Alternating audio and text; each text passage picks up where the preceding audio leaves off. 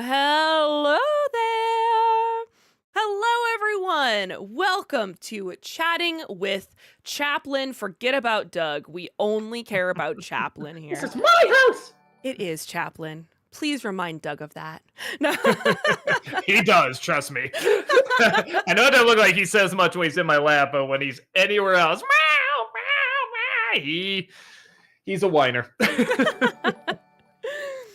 us Yeah. down just a hint. Okay. All right, great. Well, yes, welcome to Chatting with Doug, where you get to ask this guy the questions that you've always wanted to know his thoughts on.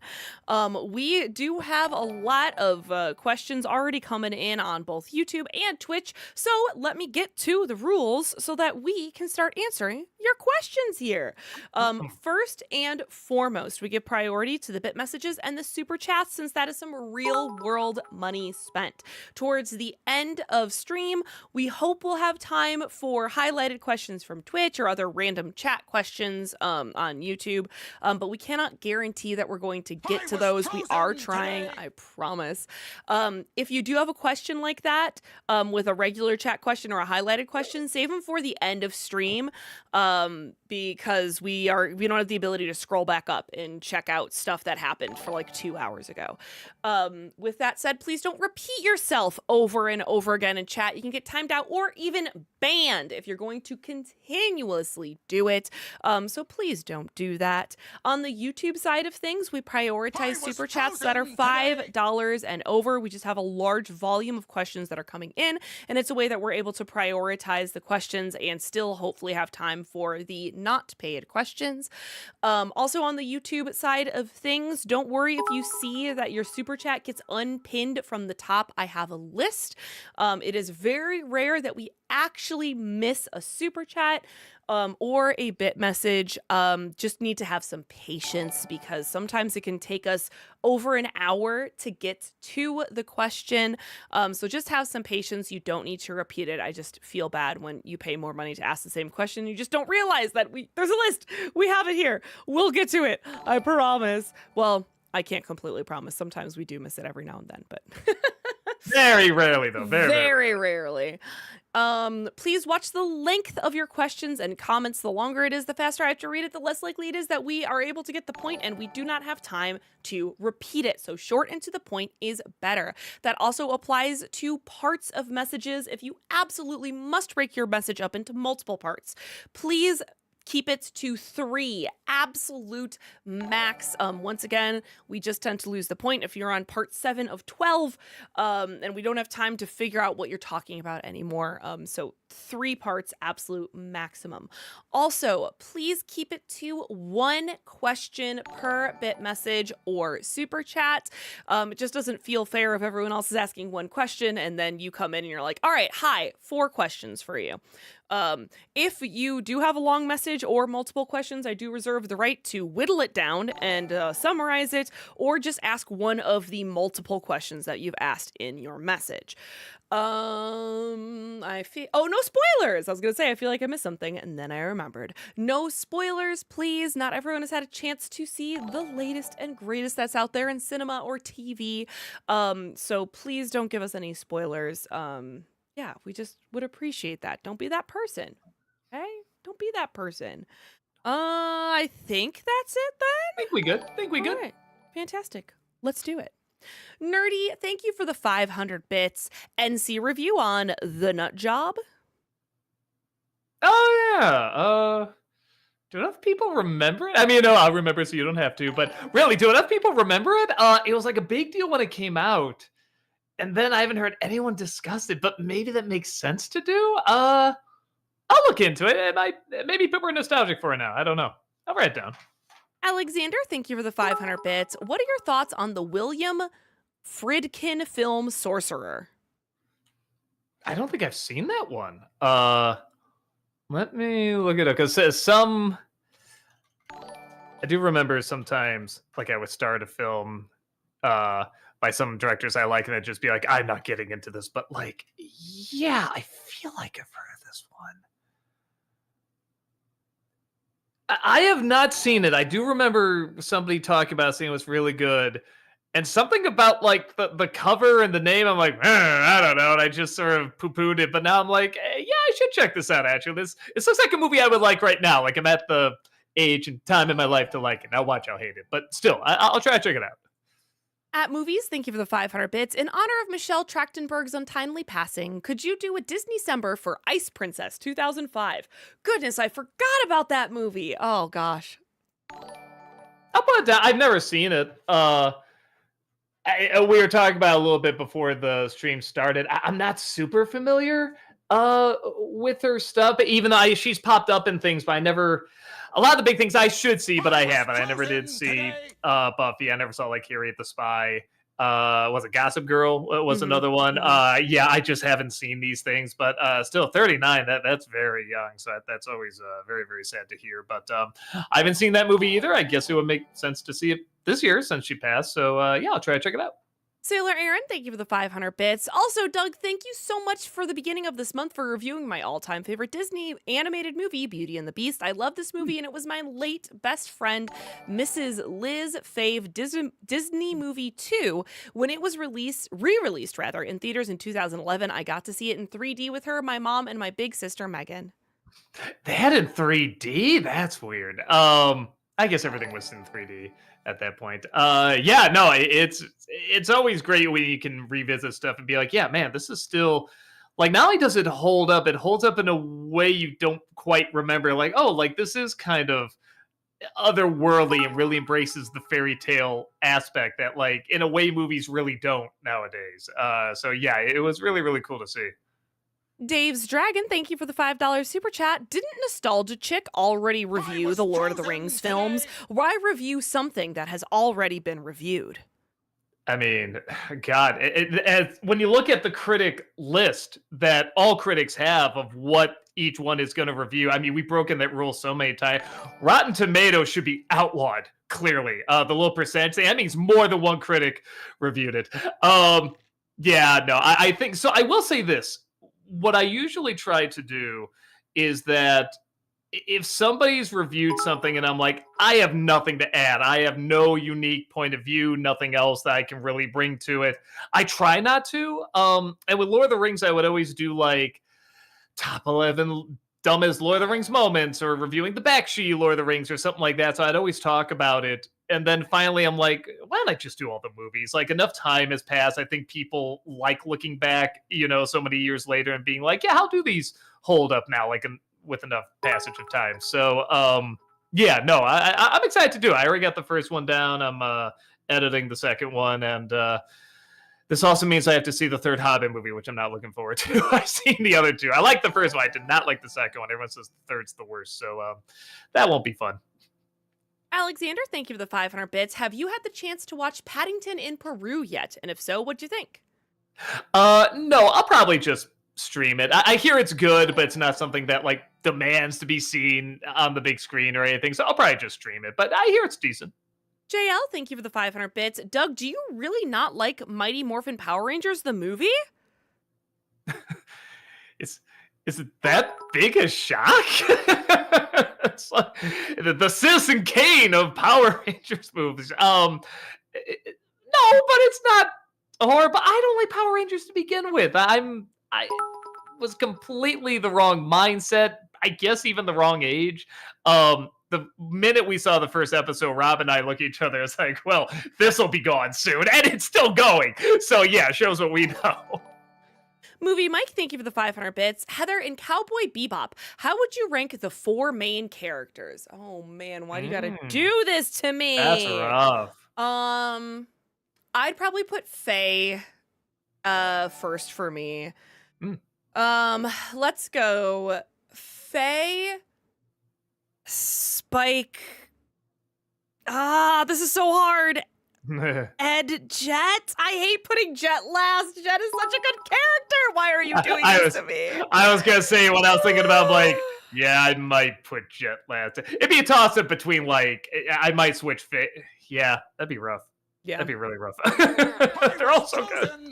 Alexander, thank you for the 500 bits. What would you say is the funniest scene from a film that isn't a comedy? My favorite might be when Tuco mistakes Yankee soldiers covered in sand for Confederates in The Good, the Bad, and the Ugly. Uh, all right. So something that's supposed to be funny in a not funny movie. Boy, man, it's really rough. Because so many movies, I'm thinking like the ones I'm thinking of like are dark comedies or like half comedies kind of thing. Like, a scene in Fargo where somebody is like, what's already kind of a half comedy? Man, I don't know. I'd have to probably look up moments that have like scenes like that one. Funny scenes in dramas. And then maybe we can like go to the next question here while I look up some of those. Theater Grad, thank you for the 500 bits. I rewatched your video tribute to Roger Ebert, sorry. In my opinion, that's your best video. You almost seem to be getting emotional during it. What are your thoughts on it all these years later? I guess it's not one I return to often. Ones where I get I know it sounds weird, but ones where I open up, those weirdly aren't the ones I like to go back to. Maybe because I know I can do them fine. Sometimes I don't. Sometimes they're a little cringy, but most of the times they turn out fine. The ones I like to rewatch are like, man, I got the timing of that good, or like the placement of this joke worked out well. How do I do that again? Kind of thing. But I remember liking it. Okay, actually, I met a really good friend through that. He, I forget if he was working for RogerEbert.com at the time, but he was about to, and he knew.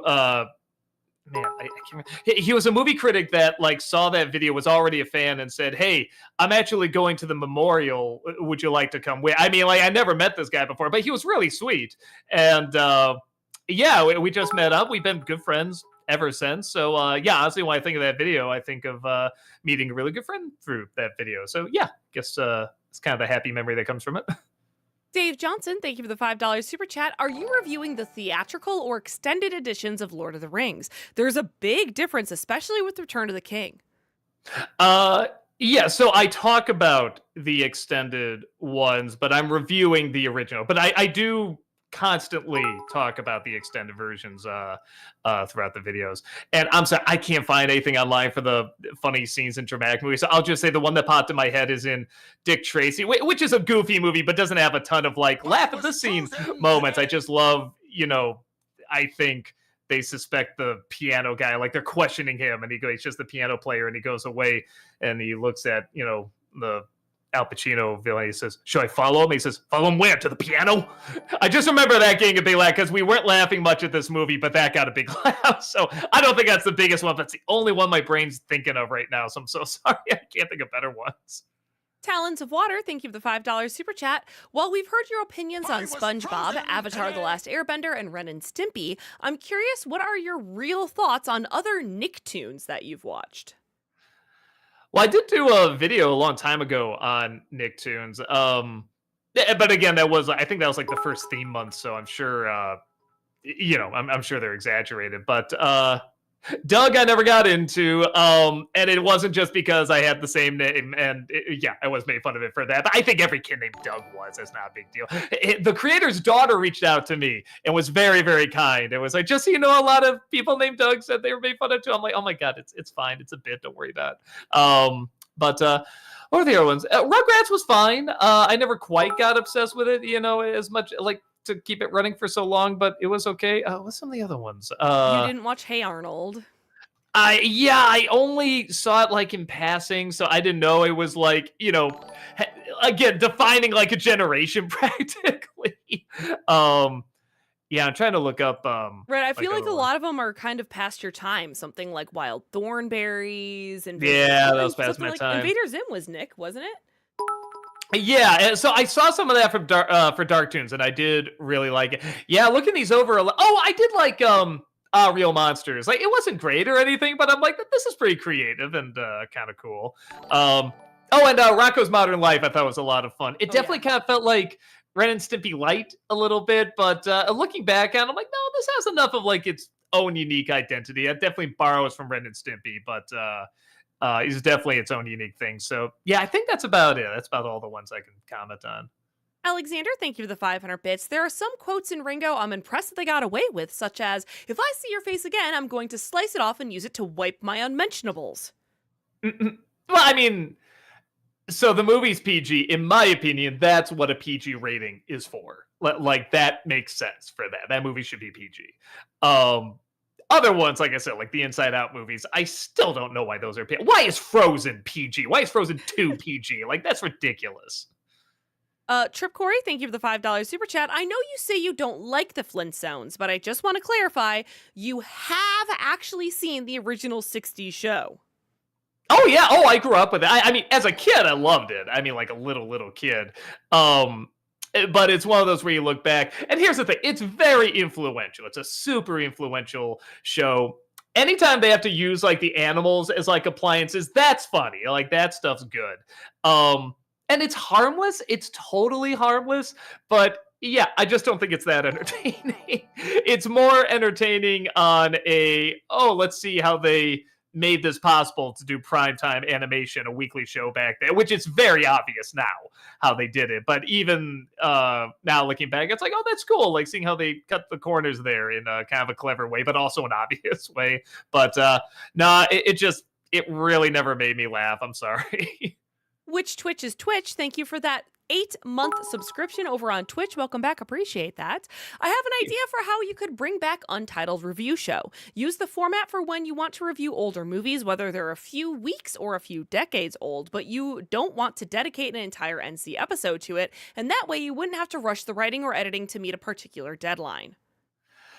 Maybe, but I would still even planning that out though, because I do right now, I do an NC video, and then I have just some other video, whether it's a first viewing or Doug rambles, or was an Untitled Review Show, now just be like a Doug reviews video. And if something takes over, yes, I'd have to delay it, and then that would get in the way of like next week and stuff like that. So it kind of just makes sense to do it more this way. But I'll say this: I just did a video talking about my top 20 favorite movies, and I just talk. I mean, there's no footage or anything like that. And I was saying, I think this fatigue thing's messing with my ADD. I was telling Heather before, because I thought I talked for about 20 minutes, a half hour at most. It turns out it was an hour and a half.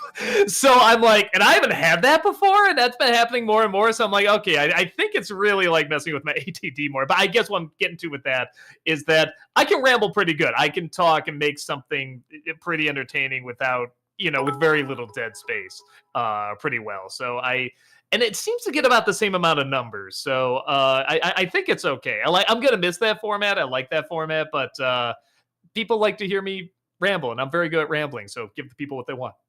Gavin, thank you for the $2 super chat. Sailor Aaron, thank you for the 500 bits. I also, for one Christmas, I made/recreated the Enchanted Rose from the movie for Mrs. Liz. I made it look like it was levitating, and it also had a glass bell jar, just like in the movie too. I even gave her a bag of rose petals to go with it. She absolutely loved it. That's really cool. I'd love to see how you did that, how you make it look like it's floating and everything. Headshot, thank you for the $5 super chat. How would you rank these Disney protagonists? Scrooge McDuck, reboot, Dipper Pines, Anne Boone Chewy, Luce Noseda, and Molly McGee. Oh man. Let's see. Boy, that's rough. I think I like Scrooge most. He's actually done pretty well. I like the ones that are kind of selfish, but they become more and more interesting as it goes on. Then probably Luce. I like the way they did that character. Then Dipper. Then Anne. And what was the other one? Molly McGee. Molly McGee. Yeah, that sounds right. Will, thank you for the $5 super chat. Hey all, so with the tragic news today, Doug, would you ever do an NC for Harriet the Spy? Maybe. I've never seen it. And I know it has kind of like a following and everything. So yeah, I write down possibility. The Ultimate Frozen Fan, thank you for the $5 super chat. Hey, Doug, do you plan on doing a video talking about the Sonic Says from, I think it's Adventure of Sonic the Hedgehog? They just have Hmm. AOSTH. Yeah. Sonic says things like, no one can touch you, and Tails smokes. I forget if I did the smoking one. I swear I did one on that before. If I didn't do it in the Sonic video, the Adventures of Sonic video, I think I referenced it in another one, like maybe oh, what was it? Last Action Hero. I remember using that joke for there. What a weird thing for me to remember, actually. But yeah, I think there and like maybe a few other ones. Because I do remember referencing that a lot, but you're right. I can't remember if it was actually in the Sonic video, but I made jokes about it before. Sailor Aaron, thank you for the 500 bits. I was wondering, Doug, for this year's Disney December, will you review Disney's Ice Princess for its 20th anniversary as well as in memory of Michelle Trachtenberg? It's an underrated Disney movie and one of my favorite childhood movies. It also stars Joan Cusack, Kim Cattrall, and Hayden Panettiere. Well, now I have two recommendations. I have to. I did write it down as a possibility. Well, especially like I said, I haven't seen much of this person's stuff, so be good to see something. Yeah, because a lot of people definitely. It seems to have had a really big impact on people who are passing. So yeah, I'll definitely try to. I'll check that out. I wrote it down. Dylan, thank you for the $5 super chat. Which Disney movie do you prefer, Snow White or Pinocchio? Man, that's how do I put to see all the way through. I probably say Pinocchio, but in terms of like, man, what has like an impact on you, like stays with you? I think just that last third of Snow White, from honestly from when she becomes a witch on, is about as perfect, animated fairy tale storytelling, emotional storytelling as you can get. And I just think it's so well done. And Pinocchio definitely hits moments like that too, and it's more consistent with those moments. But man, when Snow White, that last third, when it needs to hit, it just hits so good. I mean, having the organ music when they're looking at her dead like you're at a funeral home, that is just, on the one hand, you can say that's so ridiculous, but that's just exactly what your emotions are gonna like go to. You're gonna think of that organ, like when somebody, like when grandma died or something, you remember the organ and everything. And it's just so clever and how it like sort of sneaks its way in and just pierces your heart like that. So yeah, that's probably too much of an answer, but it's the one I got. Majestic Demon, thank you for the 500 bits. Good evening, Doug Mama's House. Maybe next year, would you consider doing a Planet of the Apes month? You could do the Caesar trilogy and Kingdom, pretty please. Yeah, that's right. I do have to watch the newer movies. So I saw the last two that came up. I didn't see the first two. The first two were supposed to be the best. Maybe I don't, and maybe we'll put it to a vote again. And then maybe I'll put that down as a possibility and put it for a vote.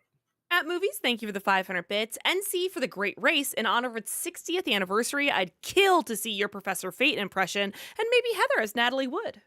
Oh my God, that's when we gotta do a movie night. I don't even know if y'all would like that. I like just have everyone over to watch that, but it is one of those, just to see where I got a lot of Nostalgia Critic from. Jack Lemmon in this movie is a lot of Nostalgia Critic.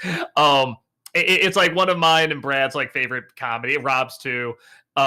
It's very, very Looney Tunes ish. Man, 60 years. That is crazy. I don't know if I'll do an NCI because I know nobody's going to tune in for that. But we'll see if we can do like a movie night and get everybody over to watch that at some point.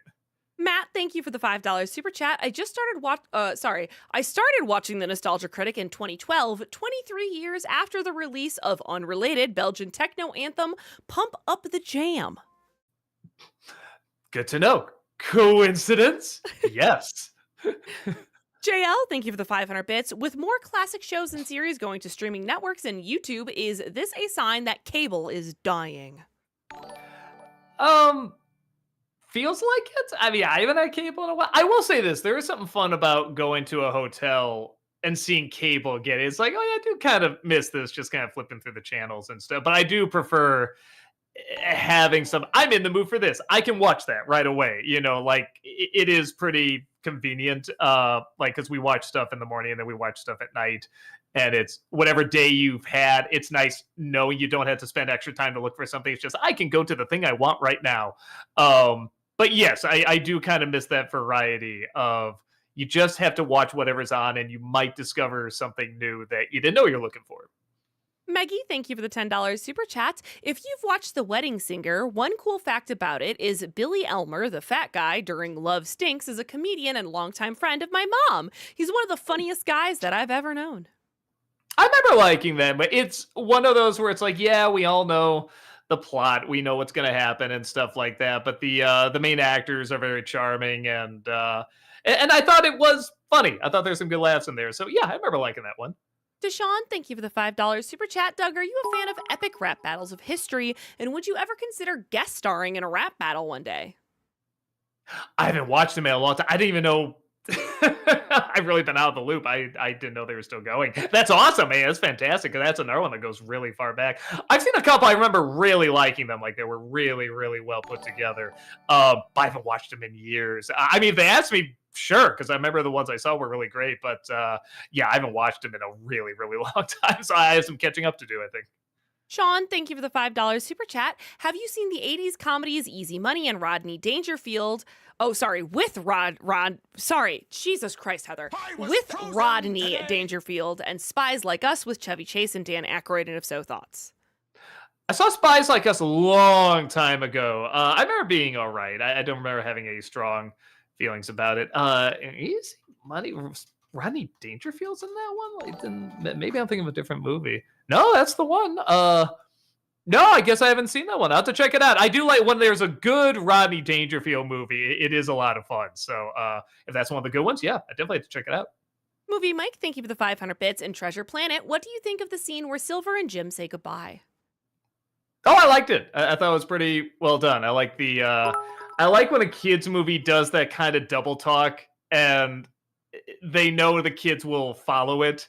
Or if they don't, they can kind of learn it through that moment.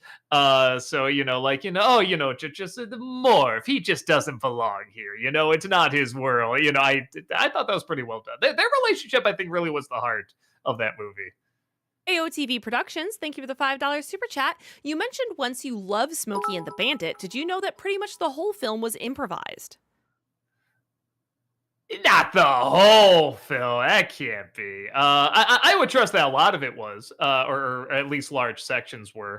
I also haven't seen it in a long time, so maybe I should check it out again. But what I remember, I remember enough of it that it's like, there's no way, like, whatever, 90% of it was improvised. I could definitely see, like, them doing what's written and then being like, okay, kind of riff on it a little bit. We'll edit around. Like, I can see that.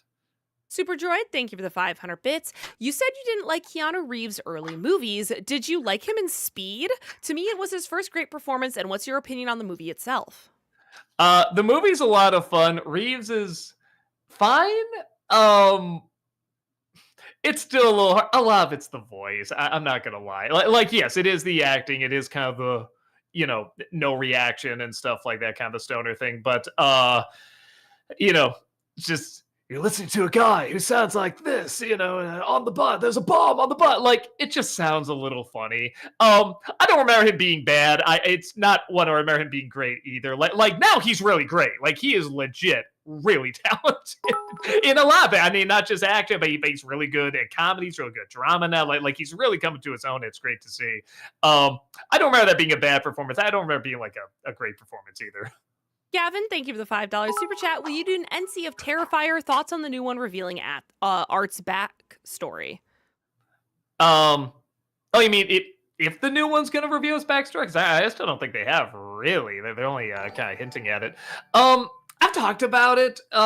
It would be fun. There is definitely like it. Well, we know the guy, so like would we do something? Would we like see if we can invite him out? I was playing around with an idea. I don't know how I'd do it, but like I'm dressed up like the guy and somehow I do it all quiet without talking. And I have him in and he just constantly talks, like that might be a little funny, but at the same time, it also feels a little obvious too. Like, I don't know. So I love those movies.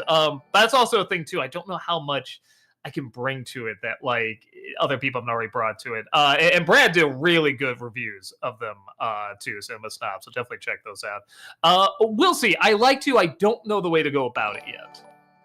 Dolphin Crescent, thank you for the $5 super chat. Please review Loquisha. Rip it to shreds. As soon as I put that joke in the review today, I'm like, at some point I'm probably gonna have to do that movie. We'll see. It probably would be funny. Dylan, thank you for the $5 super chat. Hey, Doug, I was watching your top 11 funniest Disney villains and was wondering what you thought of Honest John and Gideon from Pinocchio. They're good. Yeah. They're. I feel like they're more clever than funny, if that makes sense. There are definitely elements of swindlers and people and manipulators and stuff that you recognize in them. That's a little funny, and there's some slapstick and everything. But I don't know. I can't remember too many times where I was laughing really hard at them. But they're very charming. They're very well done. But yeah, I don't know if I would have them in the top 11. But they're great villains for that movie, definitely. Sean, thank you for the $5 super chat. Any note on when we'll see Tamra? I haven't found something to put her again, and this is a big thing about with the fatigue and everything like that. I make a reference to in the next video coming up, just like this is why the productions are a lot smaller.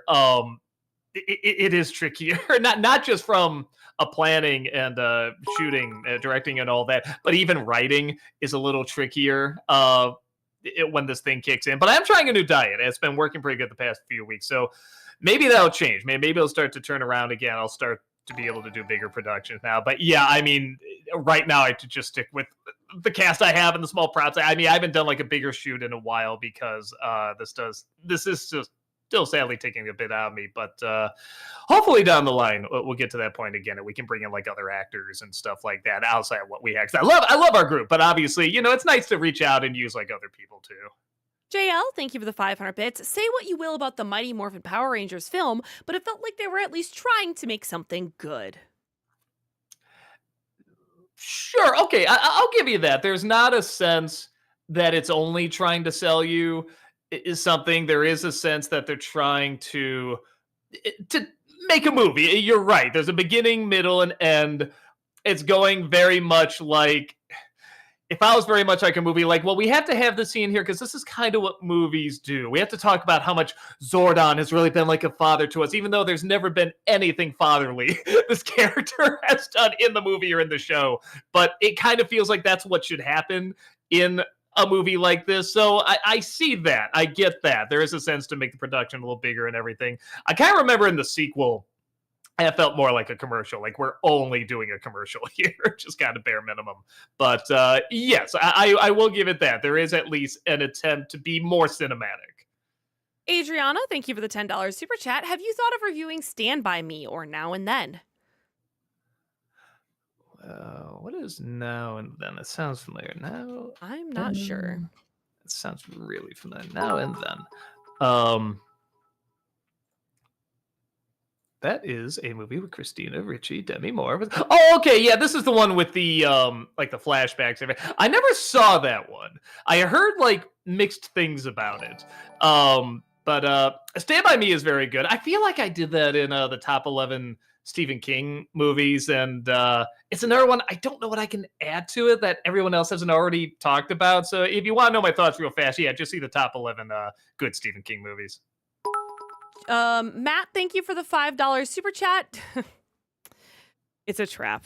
They there's no way for me to read it without doing a having them without giving into the trap. Yes.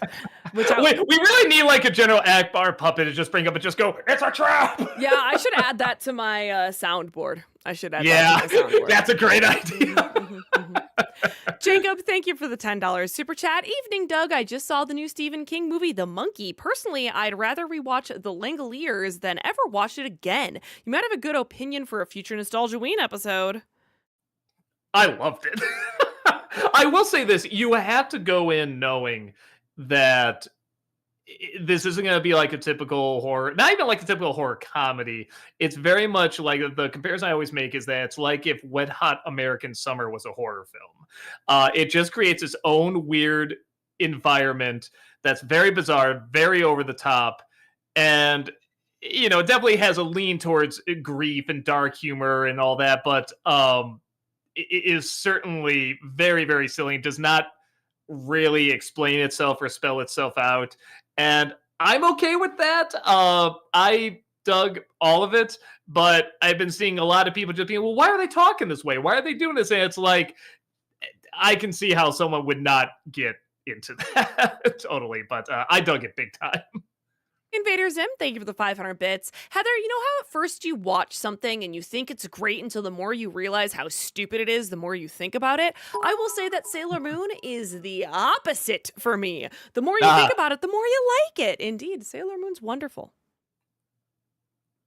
Doug yes. can have any opinion that he wants, but we all No, but know the truth. no, but I will say I have not properly seen it. I have not seen it the way it is intended to be seen, and I think that makes a big difference. I mean, how many what a movie is? I bet you anything that's the same thing with Sailor Moon. Even if I did sit down and watch it from like beginning to end and stuff like that, I get the feeling I would respect it. I still wouldn't get into it. It's just not my kind of show. But I'm sure I would agree with you that I'd be like, no, this is actually pretty well put together. I've just never seen that version. Will, thank you for the $5 super chat. Who did you hate more from Game of Thrones and why? Joffrey or Ramsay Dalton? Joffrey. Nah, there's just, you don't even have to say the other one. It's Joffrey. That was the first character in a while where I'm like, oh my God, I hate this character. I know that's the idea, but I hate it. I'm usually pretty good at separating, like whatever, a really funny character, really mean character, whatever. It's like I get it. It's a character. That's one of the few where, it's not like I hated the actor. The actor was spectacular, but apparently people did treat him really badly because they confused him too much for the character. But yeah, he was.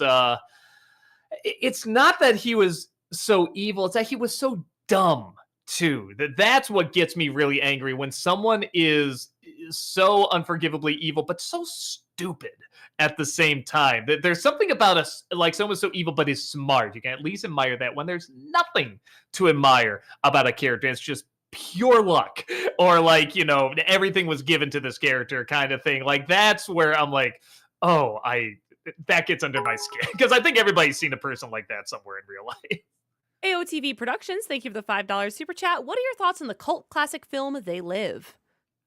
Oh, I love it. We're talking about maybe doing that for this Nostalgia Week. It's been on the list forever for Nostalgia Week, and I'm like, I gotta get to it. It's so good. It's so good. Yeah, maybe this year, hopefully. Dave, thank you for the $5 super chat. Was it Kierkegaard or Dick Van Patten who said, if you label me, you negate me? I don't know. I don't know the phrase, so sorry. Dylan, Maybe both. right. Dylan, thank you for the $5 super chat. A couple of weeks ago in chat, I recall you mentioning a new top 20 favorite movies video and wondering when can we expect it? You know what? I'm just realizing, was that a line from Big Mama's house where they're quoting the what was it like whether it was Tupac or the Bible? Or they kept going back and forth with the rappers and the Bible. I think I just got what you were doing there. Sorry. Anyway, what was this question you asked? I'm so sorry. A couple of weeks ago, I recall you mentioning a new top 20 favorite movies video and was wondering when we can expect that. Probably tomorrow. I literally just edited it. It's exporting right now, even as we speak. So yeah, if not tomorrow, the following day. Trip, thank you for the $5 super chat. What's the last copyright claim that you got? Oh Lord. I mean, thankfully, I don't handle that. I have other people that take care of that because we had to do the math about like, well, okay, if we fight this, but we're also fighting this one, could this equal strike? Because we can't get 3 strikes. We still get them quite often. Yeah, it's not something where it's like, oh yeah, 1 or 2 a year. It's like, no, it's something like 20 or 30 a year. And sometimes they all pile up at once. Other times they space themselves out. It's a pain. And that's still the good news because it's still less than we used to get in the old days. So, I mean, it's like, it's still ridiculous and it's still dumb. And like I said, I mean, we fight them, but we have to space them out because if they decide to go the extra mile and be like, no, you're wrong, we're going to give your channel a strike. Well, if 3 of them do that, then our channel is gone. So we have to really, really space them out, sadly. Dolphin Crescent, thank you for the $5 super chat. Doug, Heather, which evolution is your favorite? I doubt Doug has a favorite evolution of the Pokemon Eevee. My top 3 are probably Vaporeon, Sylveon, and Umbreon. Me too. Yeah, thanks, Doug. Thanks for having my back. Hmm. Dylan, thank you for the $5 super chat. Thoughts on Glenn Ross, play and movie? Uh, Let me see, because I hold on, Glenn Gary. I know the sometimes I confuse this for a different okay, I have not seen either, actually. And actually I didn't know it was a play, but you know what? That makes sense because I know what it's about. Um no, that's one of those where I'm like, I should check that out. I know it's like a classic story, so I should definitely give it a look. Matt Norton, thank you for the $5 super chat. How would you rank these bizarre fast food items? McDonald's wings, Taco Bell chicken nuggets, Burger King Cheeto fries, KFC pizza, and a trap that I'm sure the whole point of this question was. Mickey D's nuts, something like Close, that. close. Okay, pretty close. I'll put them all in the gross category. Great. Some of those I've tried and they are pretty. Ugh. AOTV Productions, thank you for the $10 super chat. I know you're not a big fan of Angels in the Outfield, but I remember having fond memories of it. This film also introduced me to Danny Glover, Tony they have Danza. Dana, but it's Danza, right? Danza. Yeah. Christopher Lloyd. Uh, Neat. Actually, I'll say for Tony Danza and Danny Glover, that's not a bad introduction for a kid to have. Christopher Lloyd, there's better movies to introduce him in, but I can see that. It's not like awful. It does have a good heart. It definitely does. But I can't say it's good. Movie Mike, thank you for the 500 bits. On the game stream, I mentioned the cut Bill Cipher song, It's Gonna Get Weird, and you said that you've heard it. What do you think of it, and do you think it should have stayed in the show? uh, maybe I'm Mandela affecting it. No, you know what? I'm thinking of when they redid the intro. That's what I'm thinking with Bill Cipher all over the place. Um, you know what? With that, I can see why they cut it then, because I think you already have kind of a fun, goofy musical number with the intro, and I think if you had another one in there, that might be a little much. But I remember liking it. I remember being if they didn't do that intro, I would switch it out. I would have the song instead of the intro, even though the intro is very funny. Yeah, I think that'd be a little cooler. The Masked Nerd, thank you for the $5 super chat. Hey, Doug, Heather, I got a question for you both. I'm planning to go to a Linkin Park concert, and should I cosplay as Bay vs. Bumblebee, or is that bad? I'd like to see you get past security in a full Transformers cosplay. That's what I'd like to see. Yeah, that's a good. It's a good point. It's a good point. Noah Zitter, thank you for the $5 super chat. Doug, have you watched any more of The Chosen? Are you still enjoying it?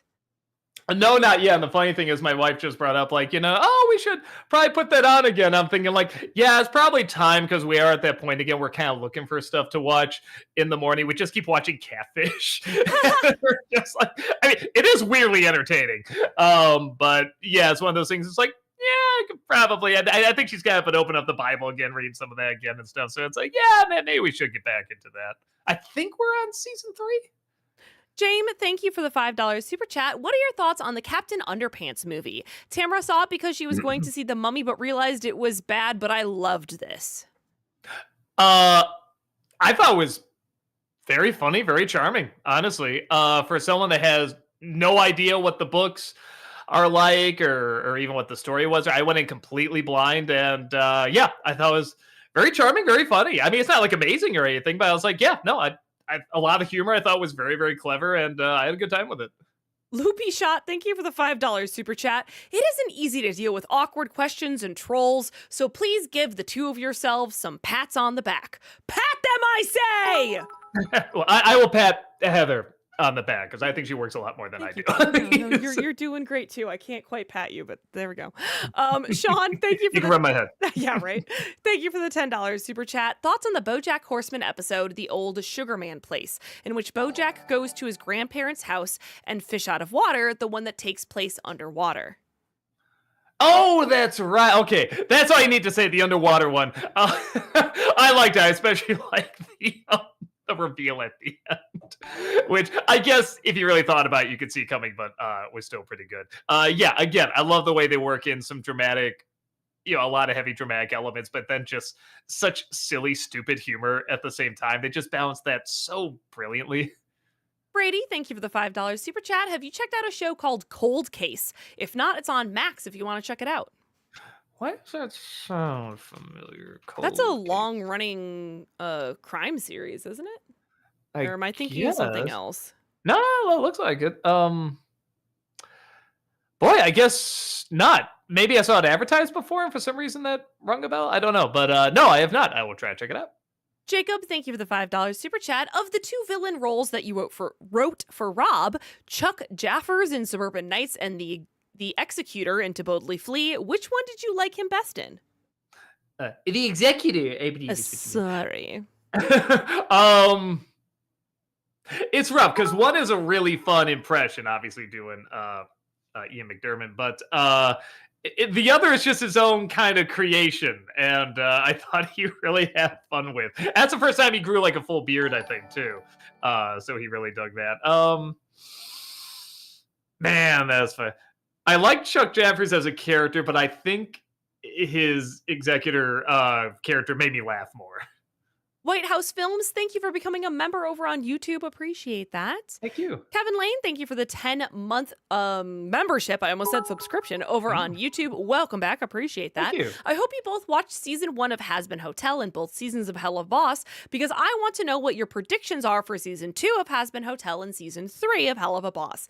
I haven't watched season 2 of Hell of a Boss yet. It's good. It's really good. I know. I need to. In terms of what they're gonna do with Hell of a Boss, I don't know, and I like that. Obviously, they're gonna work more with the Owl Prince and the daughter. No, and then I can't say, but yeah, the other thing they introduced at the end of that, obviously that's going to be a thing.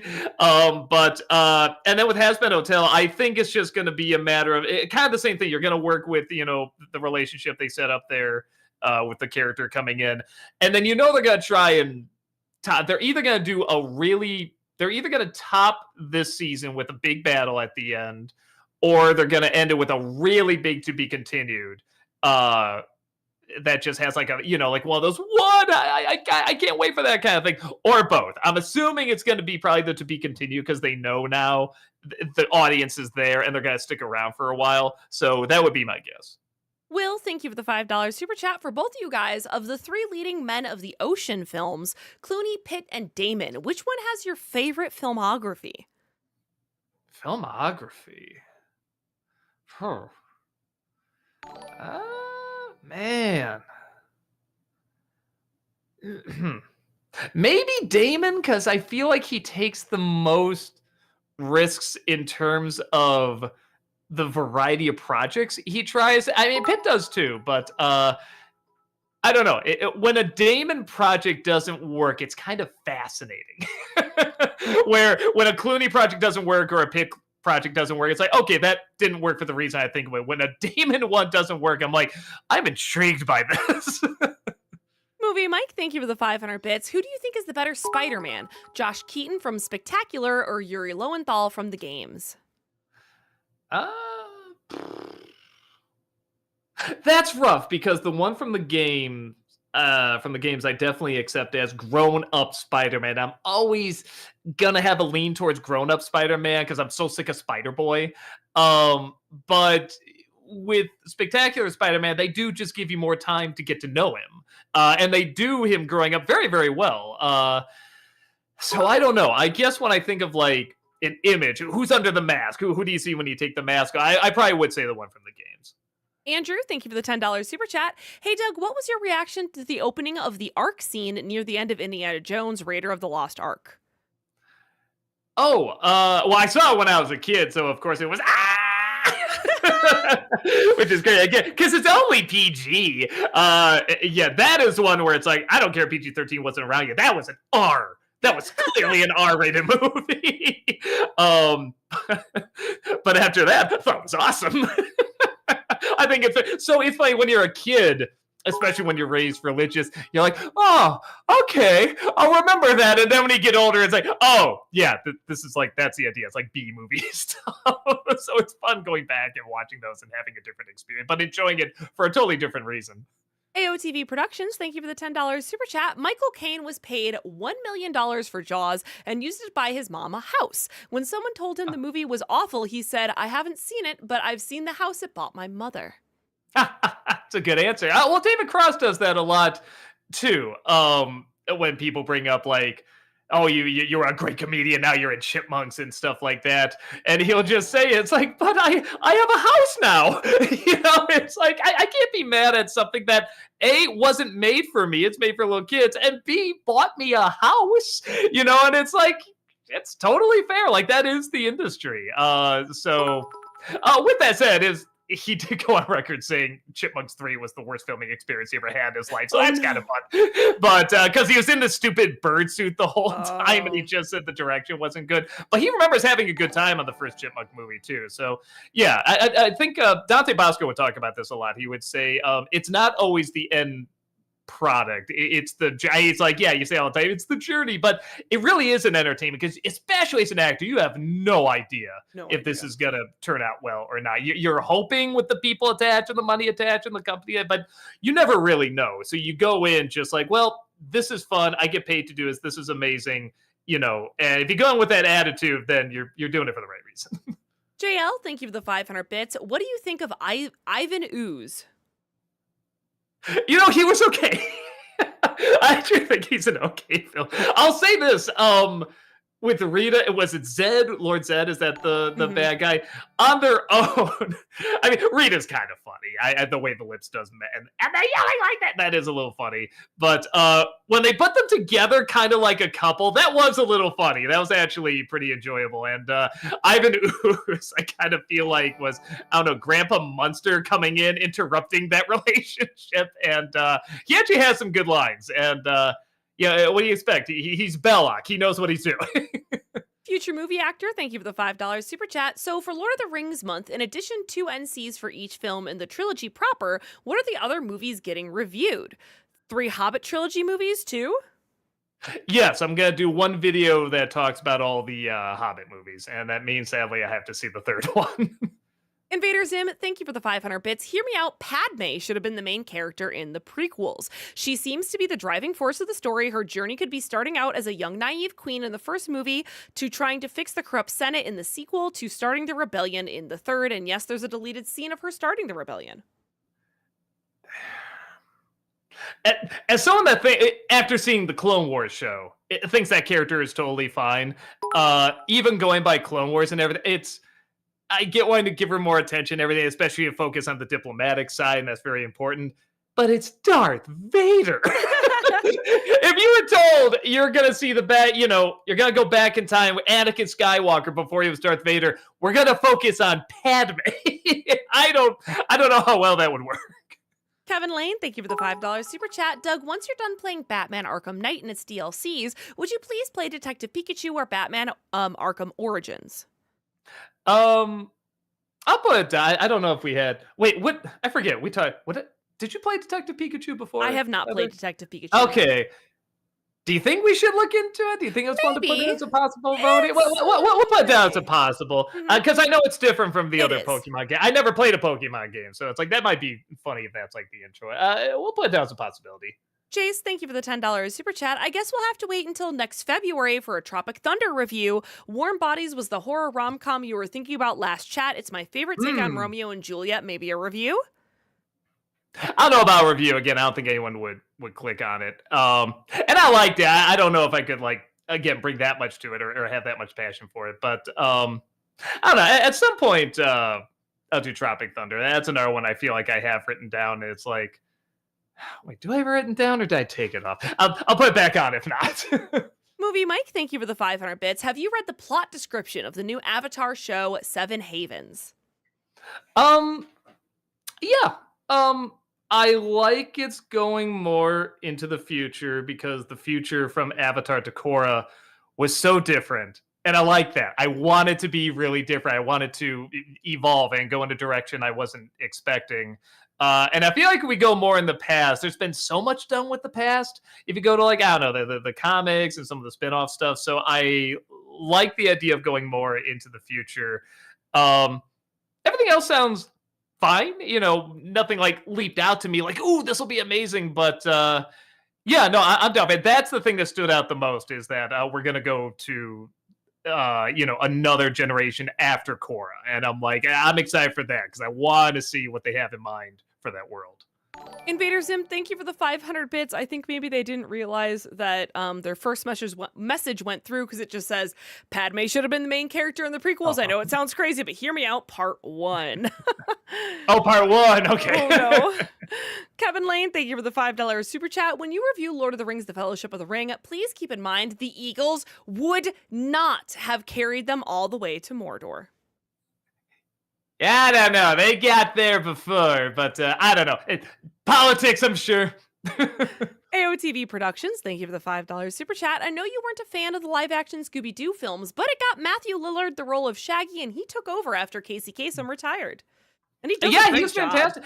Well, and honestly, all those actors I mean, not only have I seen them great in other stuff, but I thought they were good choices. None of those people I looked at, it's like, well, that doesn't match. It's like no, Freddie Prinze Jr. as Fred. I mean, it's already in his name. Yeah, like Matthew Lillard, obviously, like he's still doing the voice, or is he still doing the voice? Well, he did for a long time. Yeah. No, all the actors were great, and again, maybe even the original idea could have worked.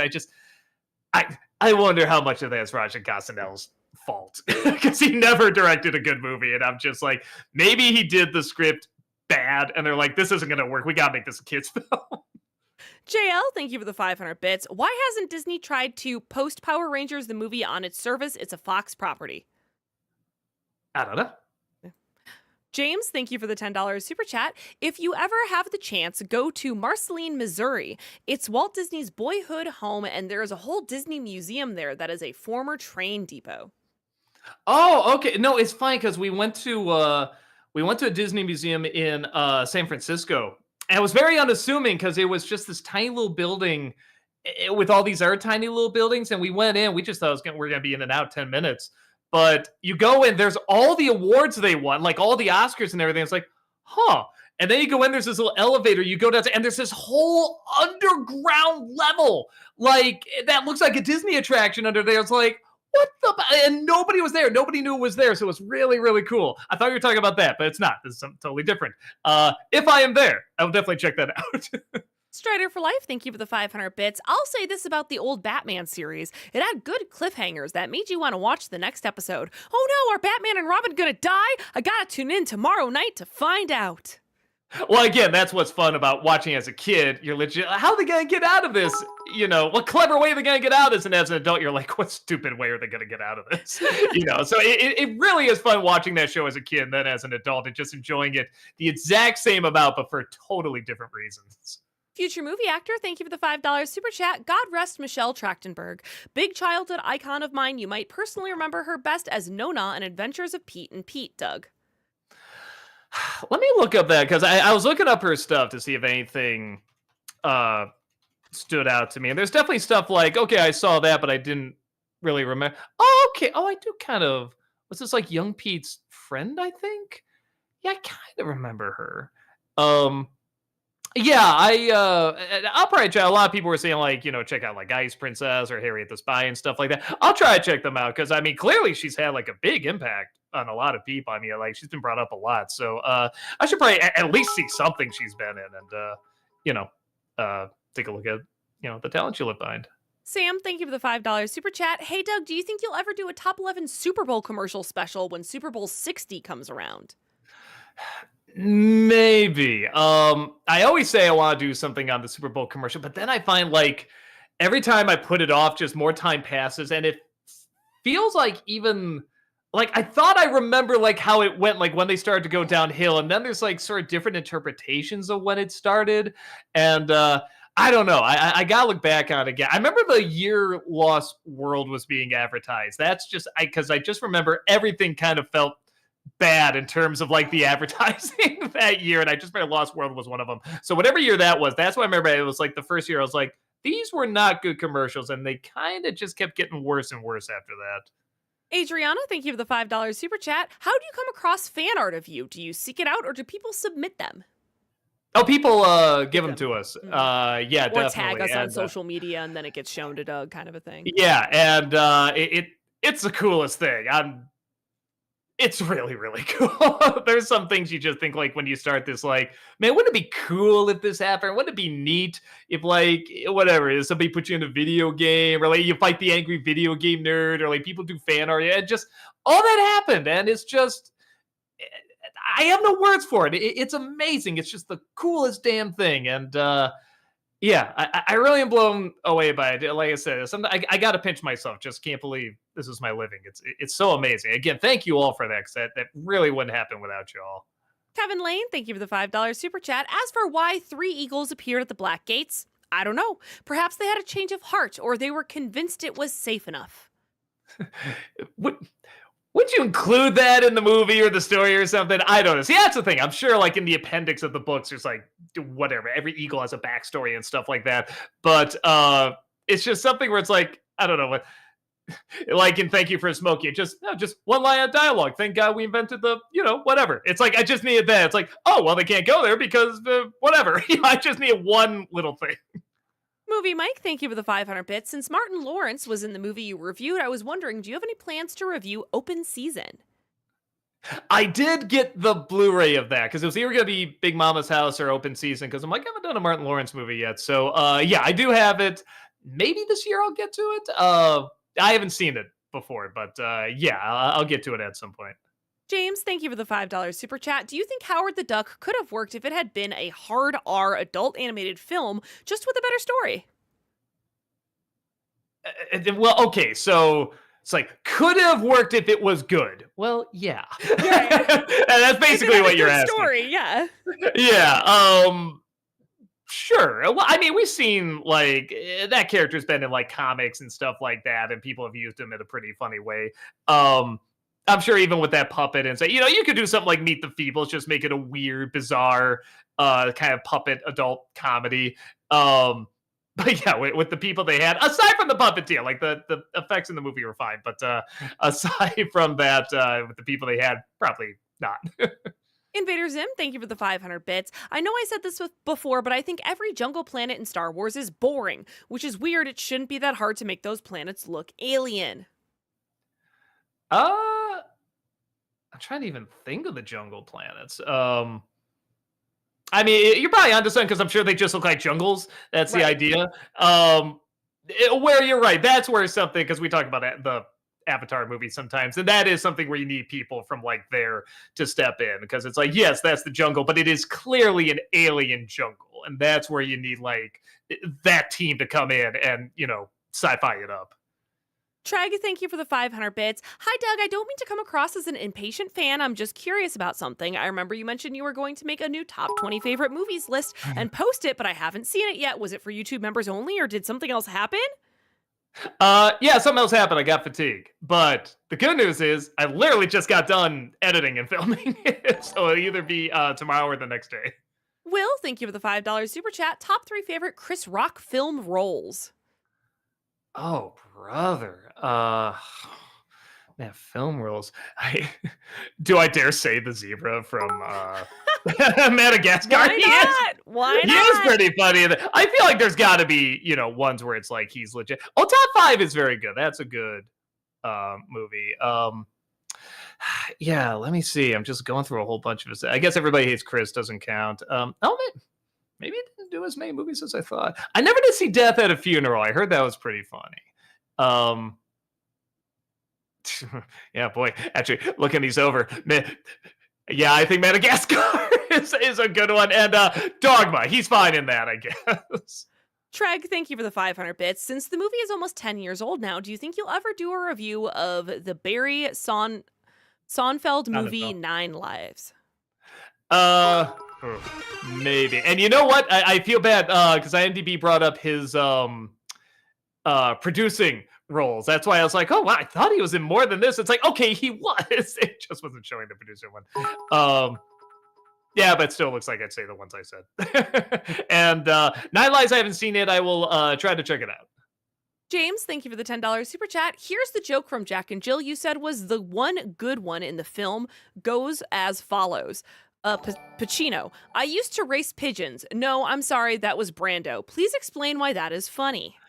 No, well, it wasn't Brando. It was De Niro. That's a big difference because people would always confuse Pacino and De Niro all the time because they were in similar movies. And sometimes they were in the same movie, in Godfather. And then they did Heat together, which was like a big whoa. They're actually like doing scenes together. Oh my god, like these two powerhouse actors.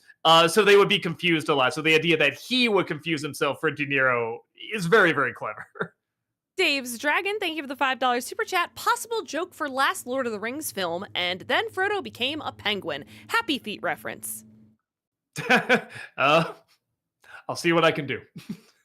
Brady, thank you for the $10 super chat. It's gonna take a lot to drag me away from you. There's nothing 100 men or more could ever do. I bless the rains down in Africa. Gonna take some time to do the things we never had. The end.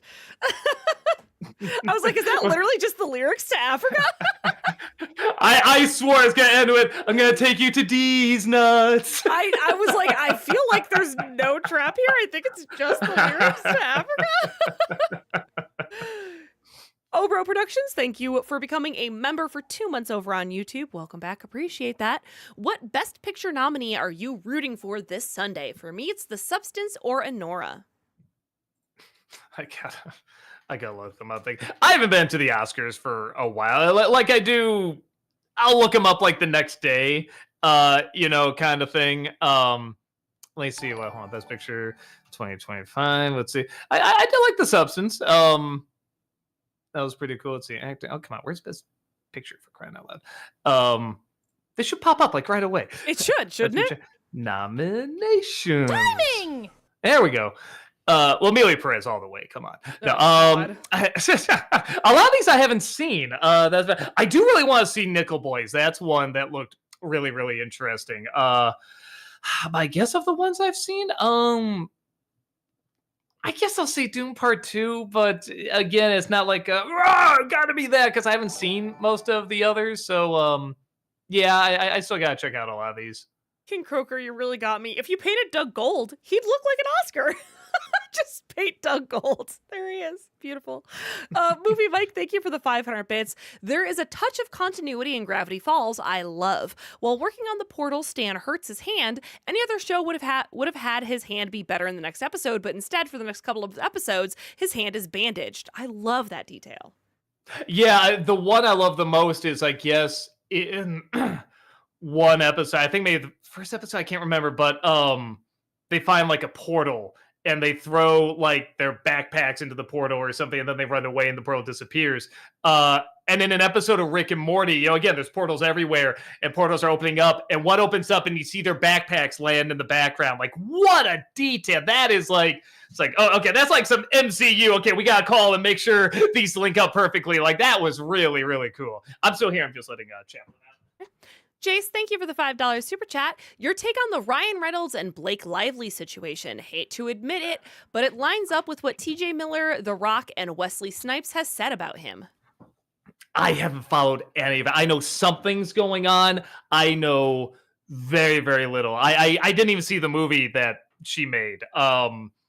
So yeah, I'm not the guy to ask. I'm sorry.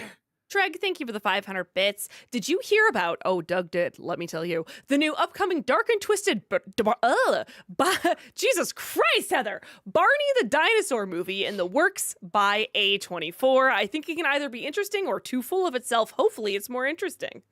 It's not that, though that is something. It's a fact. I just saw Ayo Edebiri is writing and starring in it. I am so excited for that. Well, I love Ayo Edebiri. Like, she's one of the, I think I first saw her in The Bear, or recognized her in The Bear. And I'm like, well, she seems really good. Let me see what she's in. She's written all this stuff. She's been in all this. She's like, she's like done comedy. She's done drama. She's good at all of it.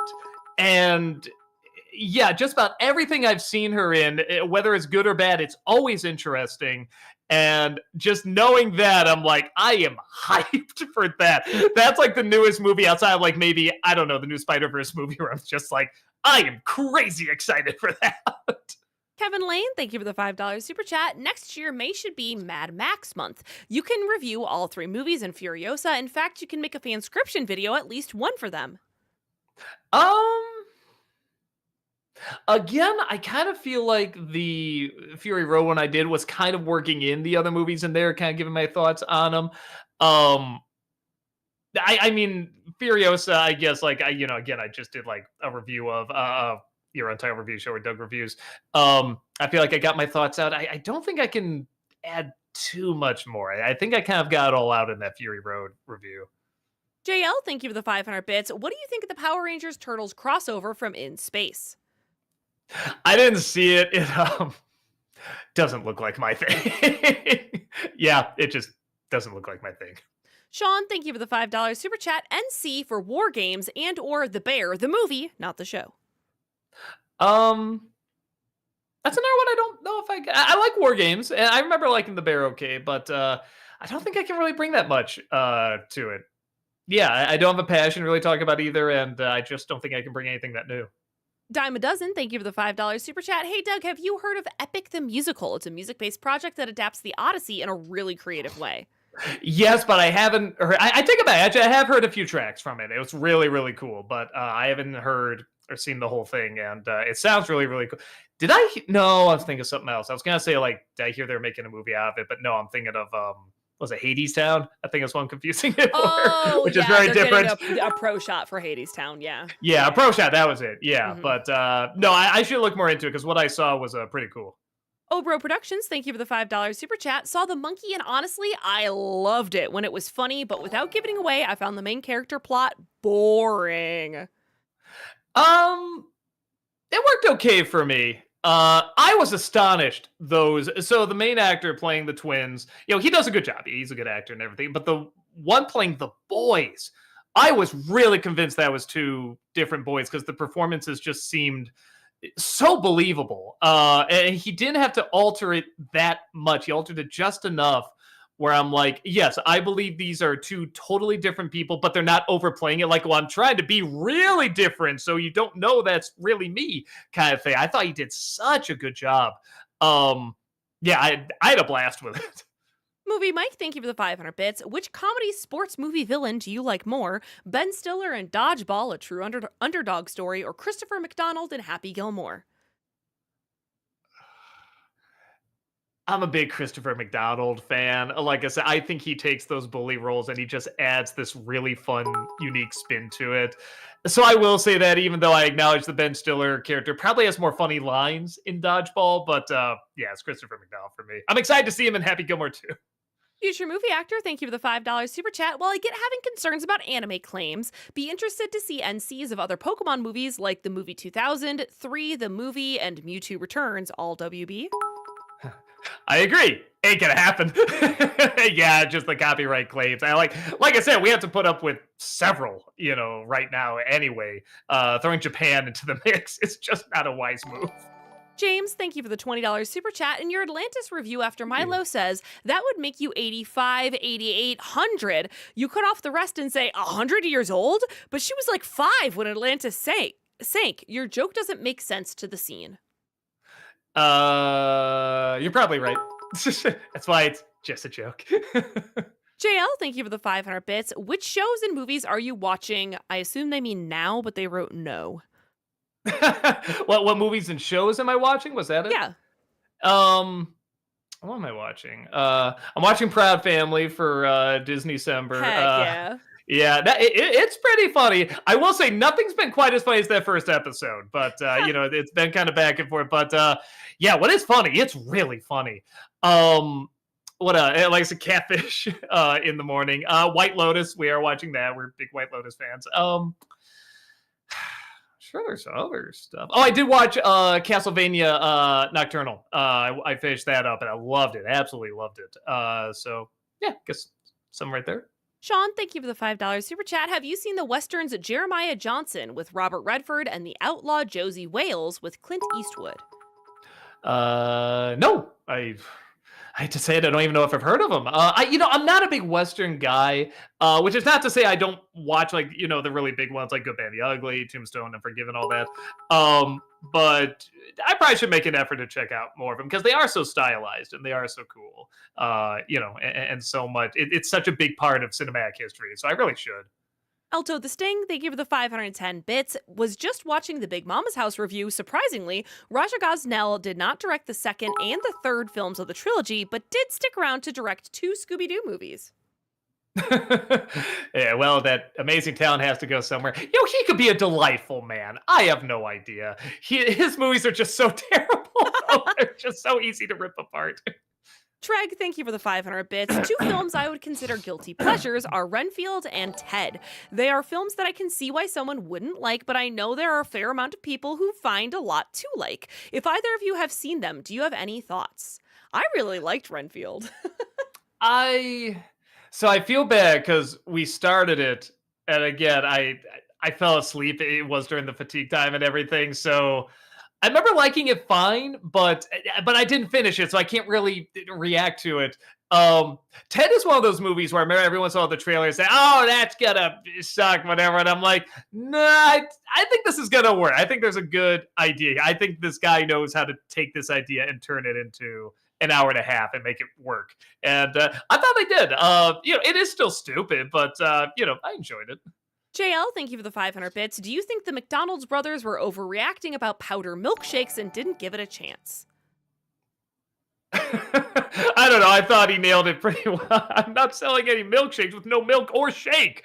I think that's a pretty legit point. I'll say this. I mean, given what actually goes into McDonald's food now, it's like, well, just sounds par for the course now. Alexander, thank you for the 500 bits. Can we expect your new list of favorite movies this week? The people, they thirst for it, Doug. Yeah, man, brother. Okay. Yes. Yes, definitely this week. Movie Mike, thank you for the 500 bits. What do you think of Matthew Lillard as Shaggy? I think he's great, and I love that he's been doing the voice since 2009. Oh, he's wonderful. Both live action and animated. Again, I think all those actors in the live action Scooby Doo movies are perfectly chosen. It's just everything else that's not good.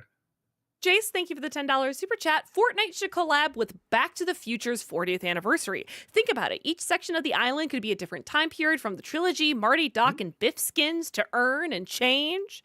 That would be fun. That'd be fun. Yeah, I agree.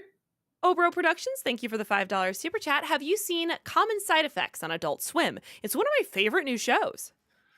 Boy, that sounds familiar. Hold on. Common Side Effects. Is that the mushroom? It is the mushroom one. We started it. I just was not getting into it. I thought this would just because I'm very fascinated by like psychedelics and stuff like that. They're throwing comedy on that, and animation, Mike Judge and Greg Daniel. I'm like, oh yeah, come on, let's go. And maybe I gotta see the second episode because the first episode did not grab me at all. But then again, like first episode of King of the Hill is awful.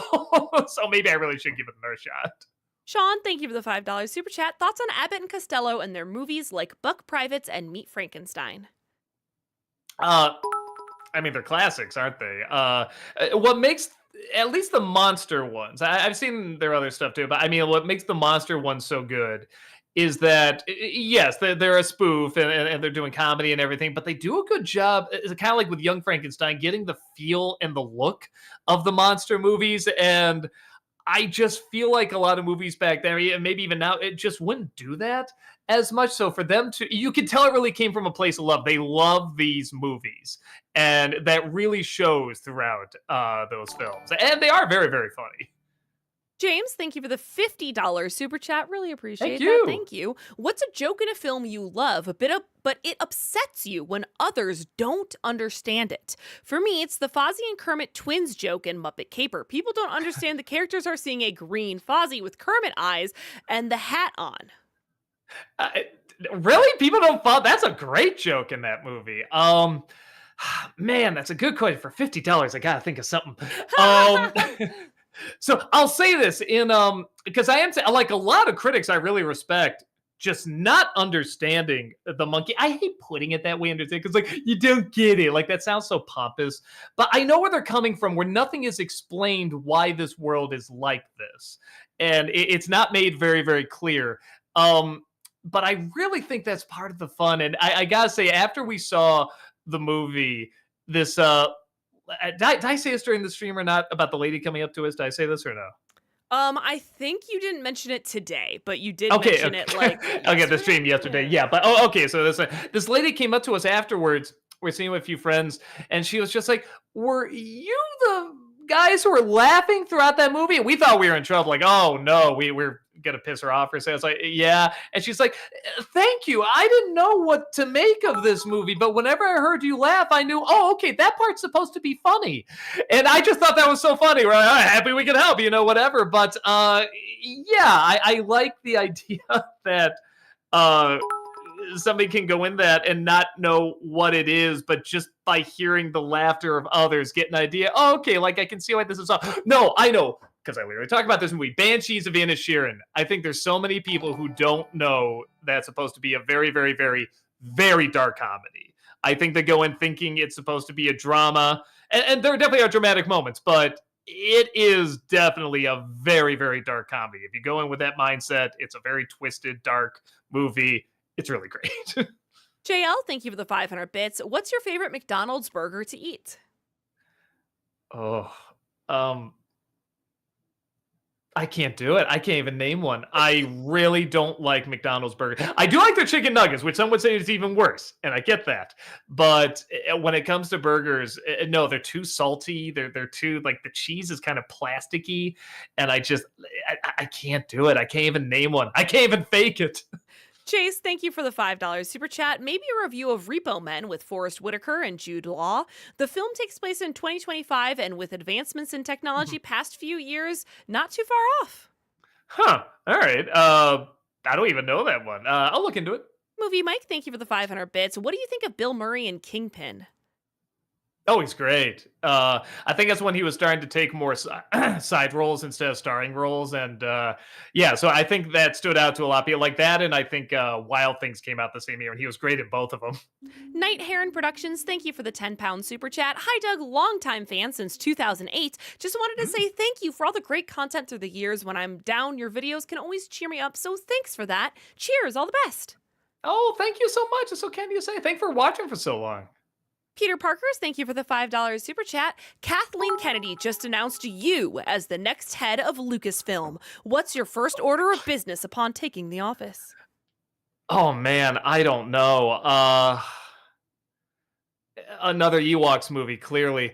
No, like, so something I haven't seen Skeleton Crew. Yeah, I really want to because a lot of people say it's very, very good. But something that Rob showed me was the stop motion monster that they use. I think I would like to see some sort of Star Wars show that did more effects like that, like really harken back to kind of the 80s vibe and effects. I don't know what the story would be or anything, but I think that'd be pretty cool.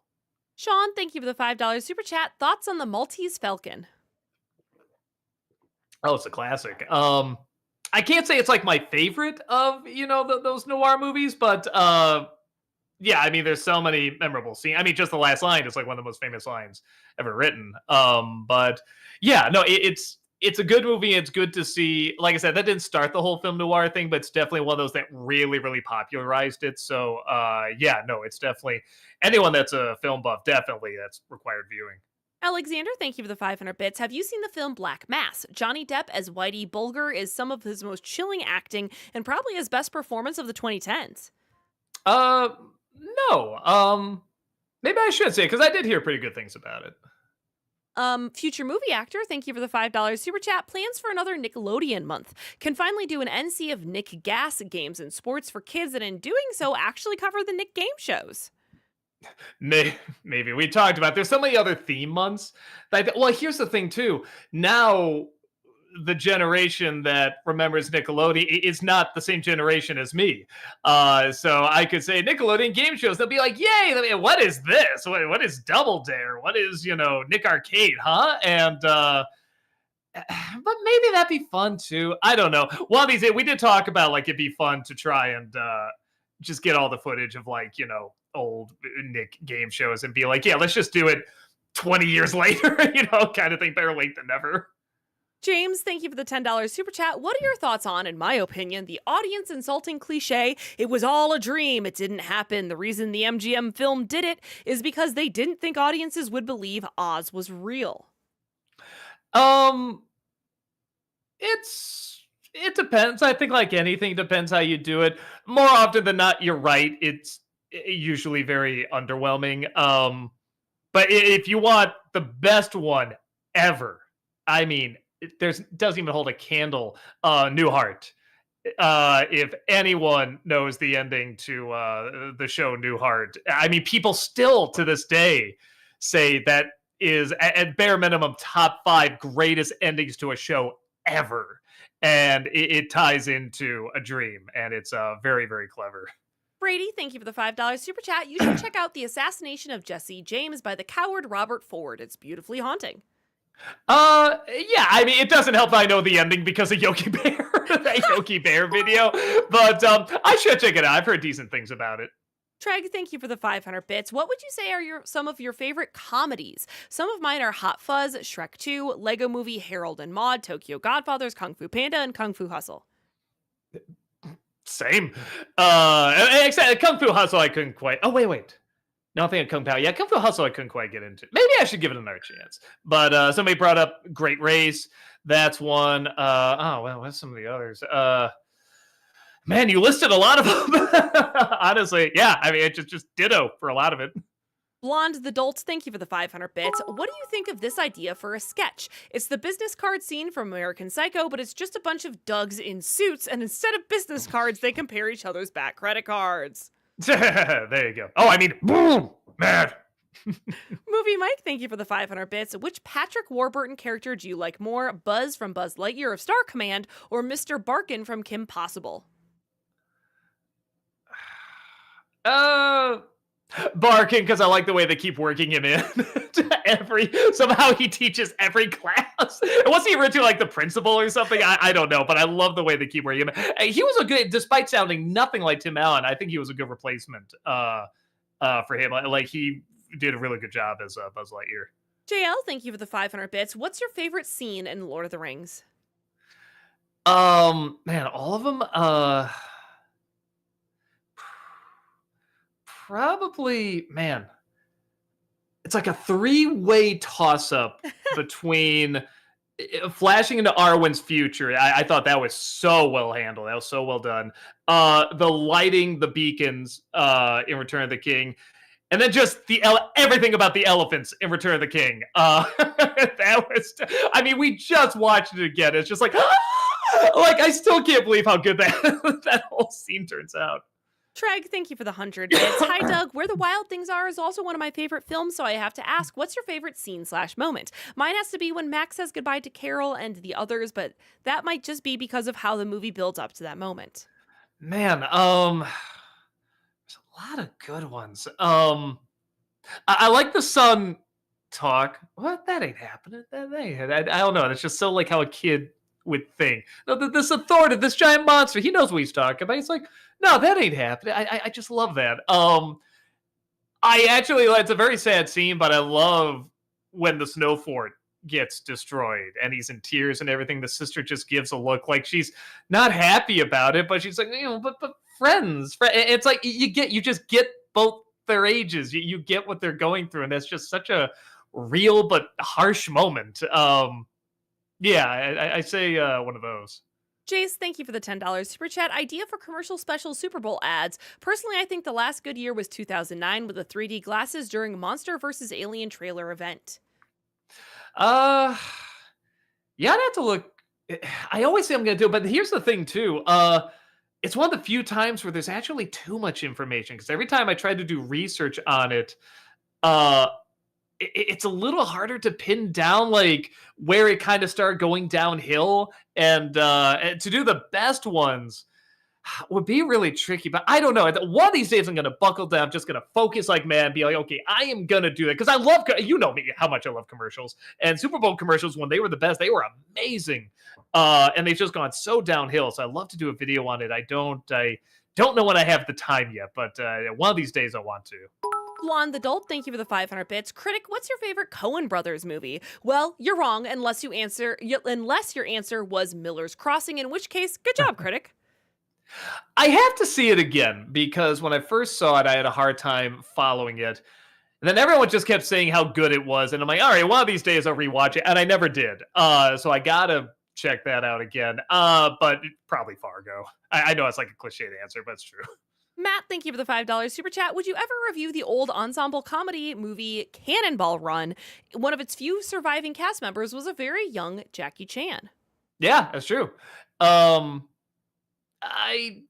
don't think anyone would click on, and I get why it has a following. It's a fun movie, but I don't think I have that much of a passion for it. But it is fun. It's a fun flick. Will, thank you for the $5 super chat. With Freaky Friday sequel coming out this year, would you do a Disney-cember on the 2004 Lindsay Lohan film Confessions of a Teenage Drama Queen?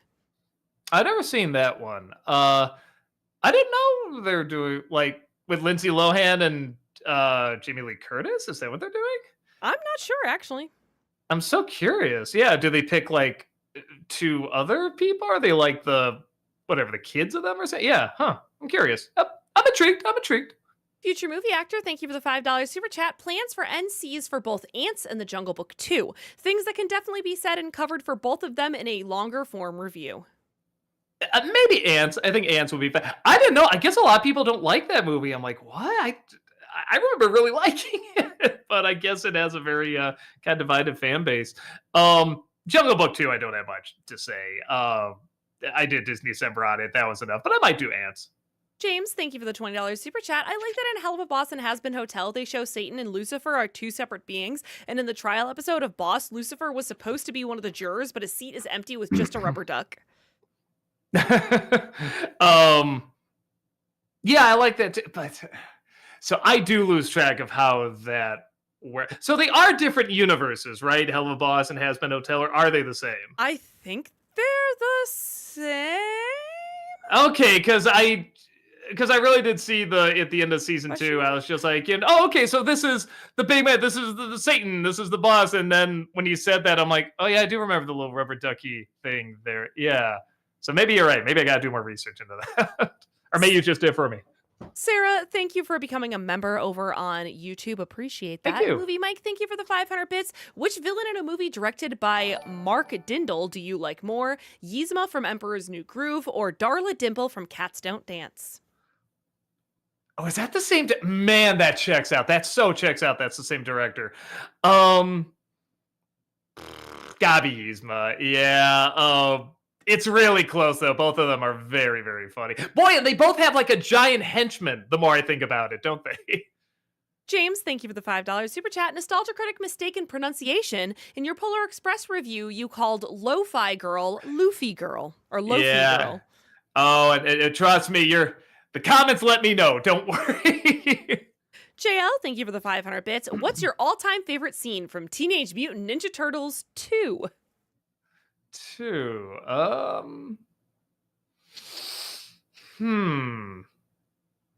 I kind of like, at first I was like, come on, the Vanilla Ice dance, come on. But the more I think about it, I do like the, when Donatello kind of is told they were a mistake, basically, and it legit really hurts him. He's like, I thought there'd be like, I mean, I guess I kind of knew, but I thought there'd be more. I thought we'd be more important. And that felt, they don't really act that much like teens, honestly. I mean, I guess they kind of do, but that felt like a very distinctly teen moment.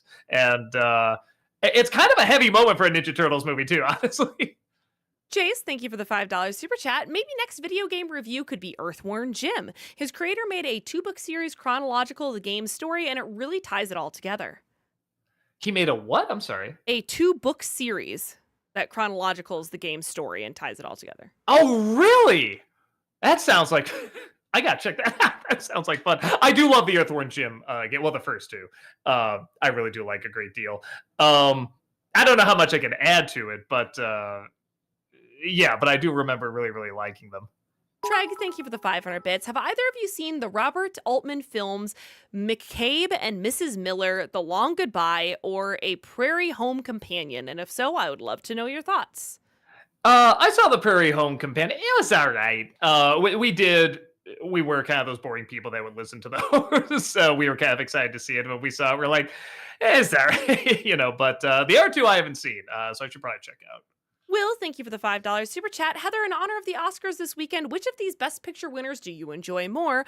Gone with the Wind, Casablanca, or Schindler's List? Man, quite the list. Yeah. I would say it's between Gone with the Wind or Casablanca for me. Hmm. Maybe Gone with the Wind, just because I also adore the costuming and stuff in that movie. Like, Hmm. oh my God. It's It just, is a spectacle film, oh, definitely. yeah, it's a spectacle. Yeah. JL, thank you for the 500 bits. What's your favorite retro game to play of all time? I mean, how retro are we talking? I might. I don't know. Yeah, I feel like these both got my favorite game. Arcade. Whenever I go Galloping Ghost, I always have to play these. Oh my god. Well, you do always play Marvel versus not Marvel versus Capcom 2. Mm-mm, um. Um, I'm trying to think what you always play when I see you playing over at Galloping. Popeye. I played Popeye, and then Marvel, Yeah. and then yes, Marvel versus Capcom 2. Sorry, that was a total.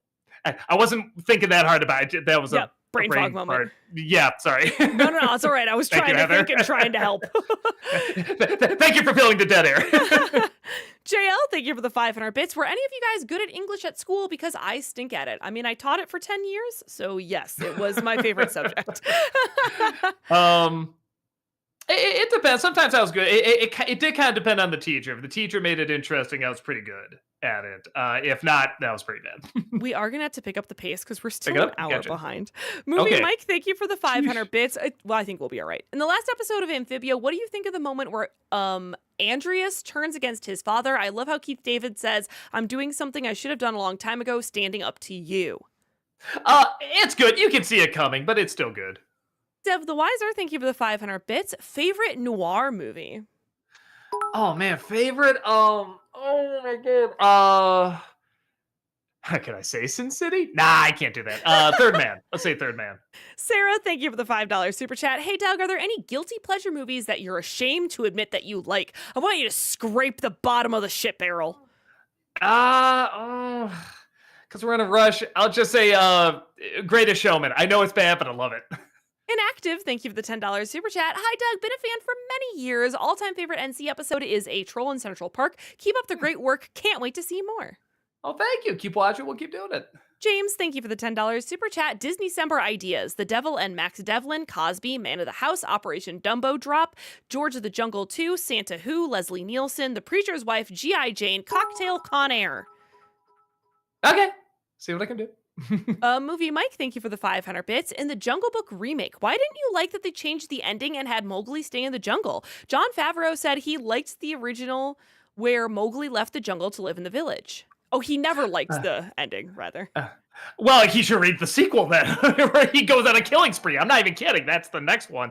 I love it. If it got changed, I do like they did in the animated one, where the girl lures him in, has that beautiful song, and there's no talking. And I thought that was so much more clever and charming. The Wizard of What, thank you for the $5 super chat. Do you still have plans to do a full NC on Neverending Story this year? Oh, yeah. I probably should. Let me write that down again. Tyler, thank you for the $10 super chat. Doug, when are you going to review Problem Child 2, 3, and Dire of a Wimpy Kid 2 and 3? Never, because you wish it. No, I don't know. Get to it at some point. JL, thank you for the 500 bits. Speaking of Jungle Book, what's your favorite song or scene? I know you like the girl song My Own Home, but what about the other songs? Hope this is spaced out well. Oh, yeah, they're good. They're catchy. But yeah, I really do like that final song. I wish it was to a better, because it's like a haunting melody. I kind of want it for something even heavier. Will, thank you for the $5 super chat. What should be the first Star Wars form of media to show to young kids that isn't the original trilogy? Isn't the original? Well, I mean, how young? You go like the Ewoks cartoon or something, but I guess Clone Wars. Alexander, thank you for the 500 bits. One of my favorite BoJack Horseman puns is from Fish Out of Water, in which BoJack watches an underwater show titled Naked and Filleted. That's pretty good. Brady, thank you for the $5 super chat. What about Boomer?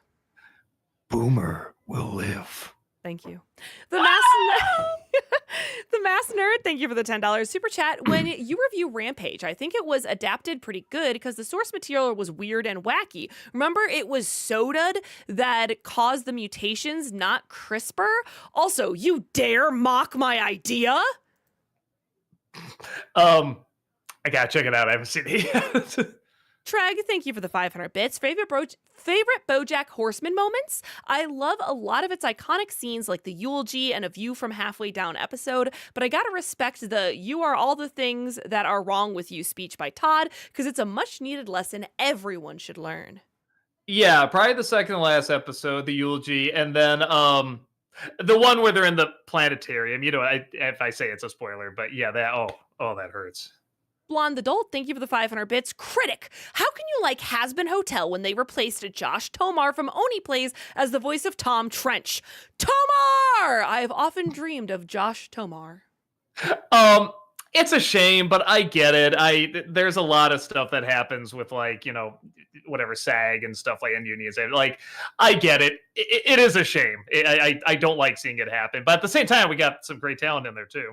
Alexander, thank you for the 500 bits. What are your thoughts on the Ridley Scott film, The Martian? I haven't seen it. I hear it's good though. Treg, thank you for the 500 bits. Favorite scene from Harold and Maude? Because it reminds me so much of my own mother. I really love the scene where Harold shoots himself in front of his mom. Surprisingly, that's not a heavy spoiler. That's true. The ending, without giving away too much, the banjo, I like that.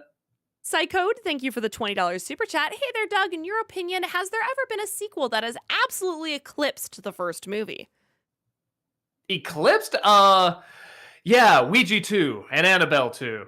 Weirdly. Movie Mike, thank you for the 500 bits. After playing the Spider-Man 2 game, did you get used to Peter's new design, or did you think they should have kept the original design?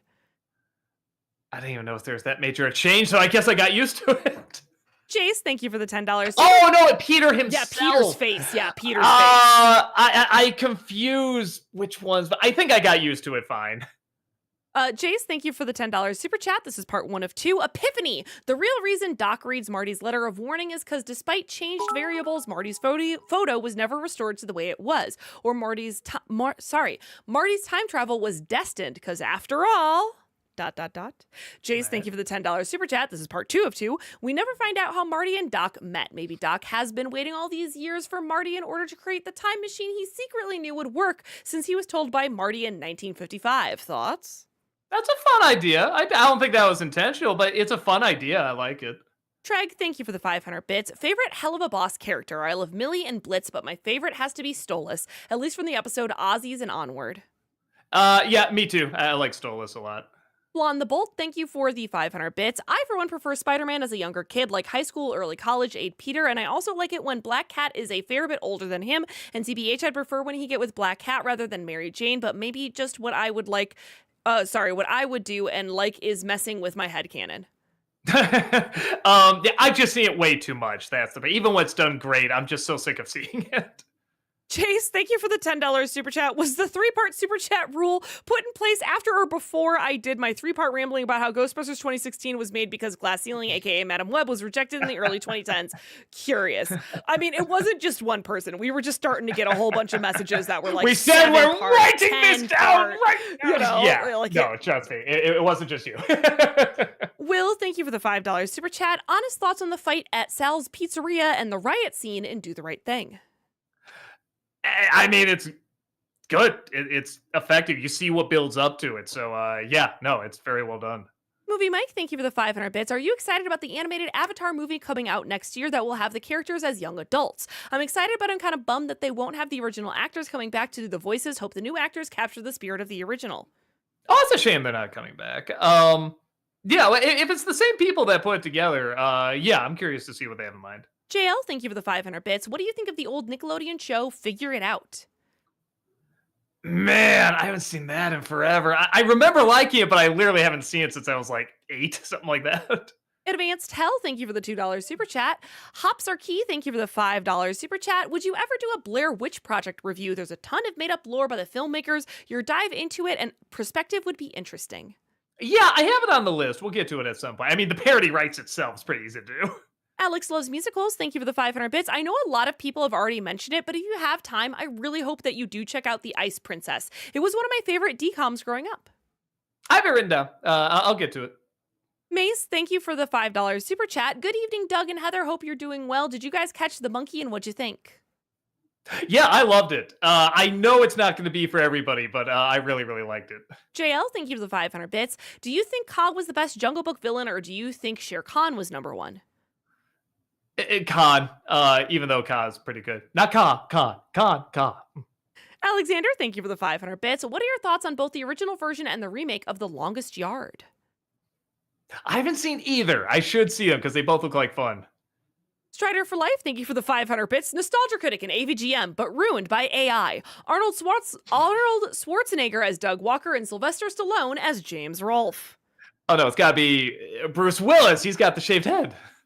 David, thank you for the $5 super chat. Hey Doug, which do you think is worse, The Room or Freddy Got Fingered? Freddy Got Fingered, we had to actually stop at one point, so I will give it the honor. Maze, thank you for the $10 super chat. This is part one. I've started doing movie reaction videos on my channel. I'm going to shock you, but I've never seen the Nolan Batman trilogy, and I have it on my list for the summer. Cool. Hut, thank you for the 600 bits. Since you watched the original Texas Chainsaw Massacre, what are your opinions on the four family killers? Leatherface, Hitchhiker, the Cook, and Grandpa. Oh, they're great. I didn't even know that was coming. Like, you think it's just the one guy, and then when you see the family, it's like, what? Oh, it just got crazier and crazier. I loved it. Maze, thank you for the $5 super chat. Do you guys have any movie recommendations for me to check out? Go see The Monkey. I just saw that. It was good. JL, thank you for the 500 bits. Doug, if you could be a Power Ranger, what color would you be? I mean, I was technically in the review, and yeah, I think black and white with a red tie. Hyperdevil Fangirl Boner, thank you for the 500 bits. This is part one of two. You know what? I did plan on asking if Doug would consider reviewing Big Mama's House at some point. I'm glad I saw the video posted before coming to the stream. It's my mom's guilty pleasure movie, so I saw it quite a bit growing up. I guess I can request something else instead. Look out for part two of this message. All right. Invader Zim, thank you for the 500 bits. Bad news. Korra destroyed the world. Oh no, she's the worst avatar. Obviously not seriously. People are freaking out over an obvious fake out. I don't know this fake out, but it does indeed sound like an obvious fake out. Magic Window, thank you for the $5 super chat. There is some debate over if films are getting too long. What do you think? We were having that debate long ago. Like, only keep it to the length it needs to be. I mean, that sounds obvious, but you'd be surprised how many people don't follow that. Inkwell Otter, thank you for the 500 bits. When might you review Highlander or do a Highlander month? I have it on the list. I keep putting it off, but I should, because I really did like that movie. I did like it. Sorry, I sound like did. I said didn't. Blonde Adult, thank you for the 500 bits. Have you seen The Hard Way with Michael J. Fox and James Woods? It's amazing. Michael J. Fox is hilarious, and James Woods, like always, is fucking spectacular. It's one of the best buddy cop movies up there. I put it on par with, like, Lethal Weapon. I don't know if I liked it that much, but I had a good time. I thought it was a pretty fun movie. Benkai, thank you for the $5 super chat. Hey, Doug, been a while since I visited the channel. How have you and the crew been? Good. Thanks for asking. Fish, thank you for the 500 bits. Hey guys, a fun fact from Mitch Bryan. The reason why Bane's defeated the way he is in Batman the Animated Series is because he, Bruce Timm, and Paul Dini don't like Bane at all. So his episode solely exists to expose Bane for the phony excuse of a villain that he is. It's also why Bane's vastly different in Arkham Origins than the first two Arkham games Dini worked on. Oh, interesting. It's really interesting. I didn't know that. Movie Mike, thank you for the 500 bits. A fun fact about Michael J. Fox, he was offered both Atlantis and Titan AE and let his kid choose which movie he would work on. He made the right choice. Dev the Wiser, thank you for the 500 bits. Favorite comic book? Favorite like comic series or like a comic book? If we're going by series, either Batman or X-Men. Probably Batman. JL, thank you for the 500 bits. What's your favorite scene in Adventures of Milo and Otis? I haven't seen it again since I was probably 10. Yeah, I don't remember. When the cat thinks he's home, but he's not, because that's cruel, and Lord knows there wasn't enough cruelty in that movie. Tyler, thank you for the $10 super chat. Have you seen Tulsa King on Paramount Plus? In my opinion, Sylvester Stallone has become a better actor than people give him credit for. Why does that sound Familiar. They've really been pushing it, Tulsa No. King. No, but I do like Stallone, so I'll see if I can check it out. JL, thank you for the 500 bits. Yes, bring Back to the Future back to Universal Studios. Only rode the ride once and it scared me to death. Almost had a heart attack. I'm sure you can see like videos online. I'm sure there's people that recorded it. Maze, thank you for the $5 super chat. I rewatched Hundreds of Beavers the other night, and it's still funny as hell. What do you guys think of that one? I gotta say, I have it saved on my queue, but Music Box does a screening, I think, like every Saturday, something like that. And I kind of want to see it with a crowd, so part of me's waiting to do that at some point. Hyper Devil Fangirl Boner, thank you for the 500 bits. Okay, part 2. In an interview Nicolas Cage did a while back, he was asked which one of the movies he starred in was his favorite. His answer, Vampire's Kiss. I watched it for the first time the other day, and to be honest, I'm still not sure what to think about it. I do think it would make for an entertaining NC review, though. I should. That's another one on the list. I keep pushing it back. I really should, though. JL, thank you for the 500 bits. What if Michael Keaton's Batman was in Who Framed Roger Rabbit? Imagine those two work together to find out who framed Roger. You know, I could see Keaton as Eddie Valiant, actually. I could really see that working. Treg, thank you for the 500 bits. What are your thoughts on Martin McDonough? He's a director. I'm certainly interested in seeing more films from him. McDonough? Oh, it's probably McDonough. I said it wrong. Martin McDonough. So I do. I'm not gonna act like I got into all his films, but I have gotten into most. But I love. Spoiler: Banshees of Inisherin is one of my favorite movies. That's in the top 20 list. I absolutely love it. Blonde Adult, thank you for the 500 bits. Just gonna say, Chinatown is way better than Maltese Falcon, and for famous closing lines, forget it, Jake, it's Chinatown has it all over what dreams are made of. It speaks to the power of Chinatown that the line is pretty innocuous. Even if you've seen the movie, you know the meaning of what's being said. It's one of the most quoted lines ever. It is a pretty phenomenal movie. It really is. That's good. That might be better than Third Man, but no, that's tough. I don't know. I gotta think about that. JL, thank you for the 500 bits. Ever seen Angry Beavers? No, but if you show me a picture of it, I know what it is. But I've never seen the show. Movie Mike, thank you for the 500 bits. In The Emperor's New Groove, what do you think of the scene where Kronk decides to turn on Yzma? Turn on you? I don't remember that scene. I just don't remember it. I'm sorry. So you'll have to. Abby, thank you for the $5 super chat. Would you do a review of Easter Bunny Kill for Easter this year? Never even heard of it. I'll try to check it out. On a Joker, thank you for the 500 bits. Your favorite Bakshi movie versus his best? My favorite is Lord of the Rings, but I think American Pop is his best. They're both the same. I think his best is probably, well, some could argue Fritz the Cat, but I think American Pop is his best, and that's my personal favorite. Dev the Wiser, thank you for the 500 bits. What are your thoughts on Children of Dune miniseries? Oh, I love it. Oh, it's so good. The soundtrack especially is great. That's where I first found James McAvoy. I said, oh my God, this guy, I hope he goes somewhere. And we all know who he is now. JL, thank you for the 500 bits. Heather, if you met Frieza for the first time, would you be just as scared as the Z fighters? I mean, if I'm just me, yeah, I'd be terrified. I don't have any powers. I'm going to die there. Sean, thank you for the $5 super chat. Tell us there's going to be a first viewing for Lord of the Rings. I would love to see you and Rob fanboying over them. Yeah, we are. We haven't done them in a while. We're like, Lord of the Rings sounds like the right ones to do it with. JL, thank you for the 500 bits. What do you think of the scene in Who Framed Roger Rabbit when Eddie was doing his act? Oh, it's great. And harking back to the, when they were in the circus and stuff like that. No, I thought that was very clever. Grand Omega, thank you for that 36-month subscription over on Twitch. Thank Welcome you. back. Appreciate that. Doug, Transformers 1 needs to be reviewed separately because it's animated. I feel like I can squish them all together. I think I can do it. We'll see. Maybe you're right. KJK, thank you for the 500 bits. Hey, Doug, thoughts on Jessica Jones? Season 2 and 3 are just okay in my opinion, but I think Season 1 is top tier.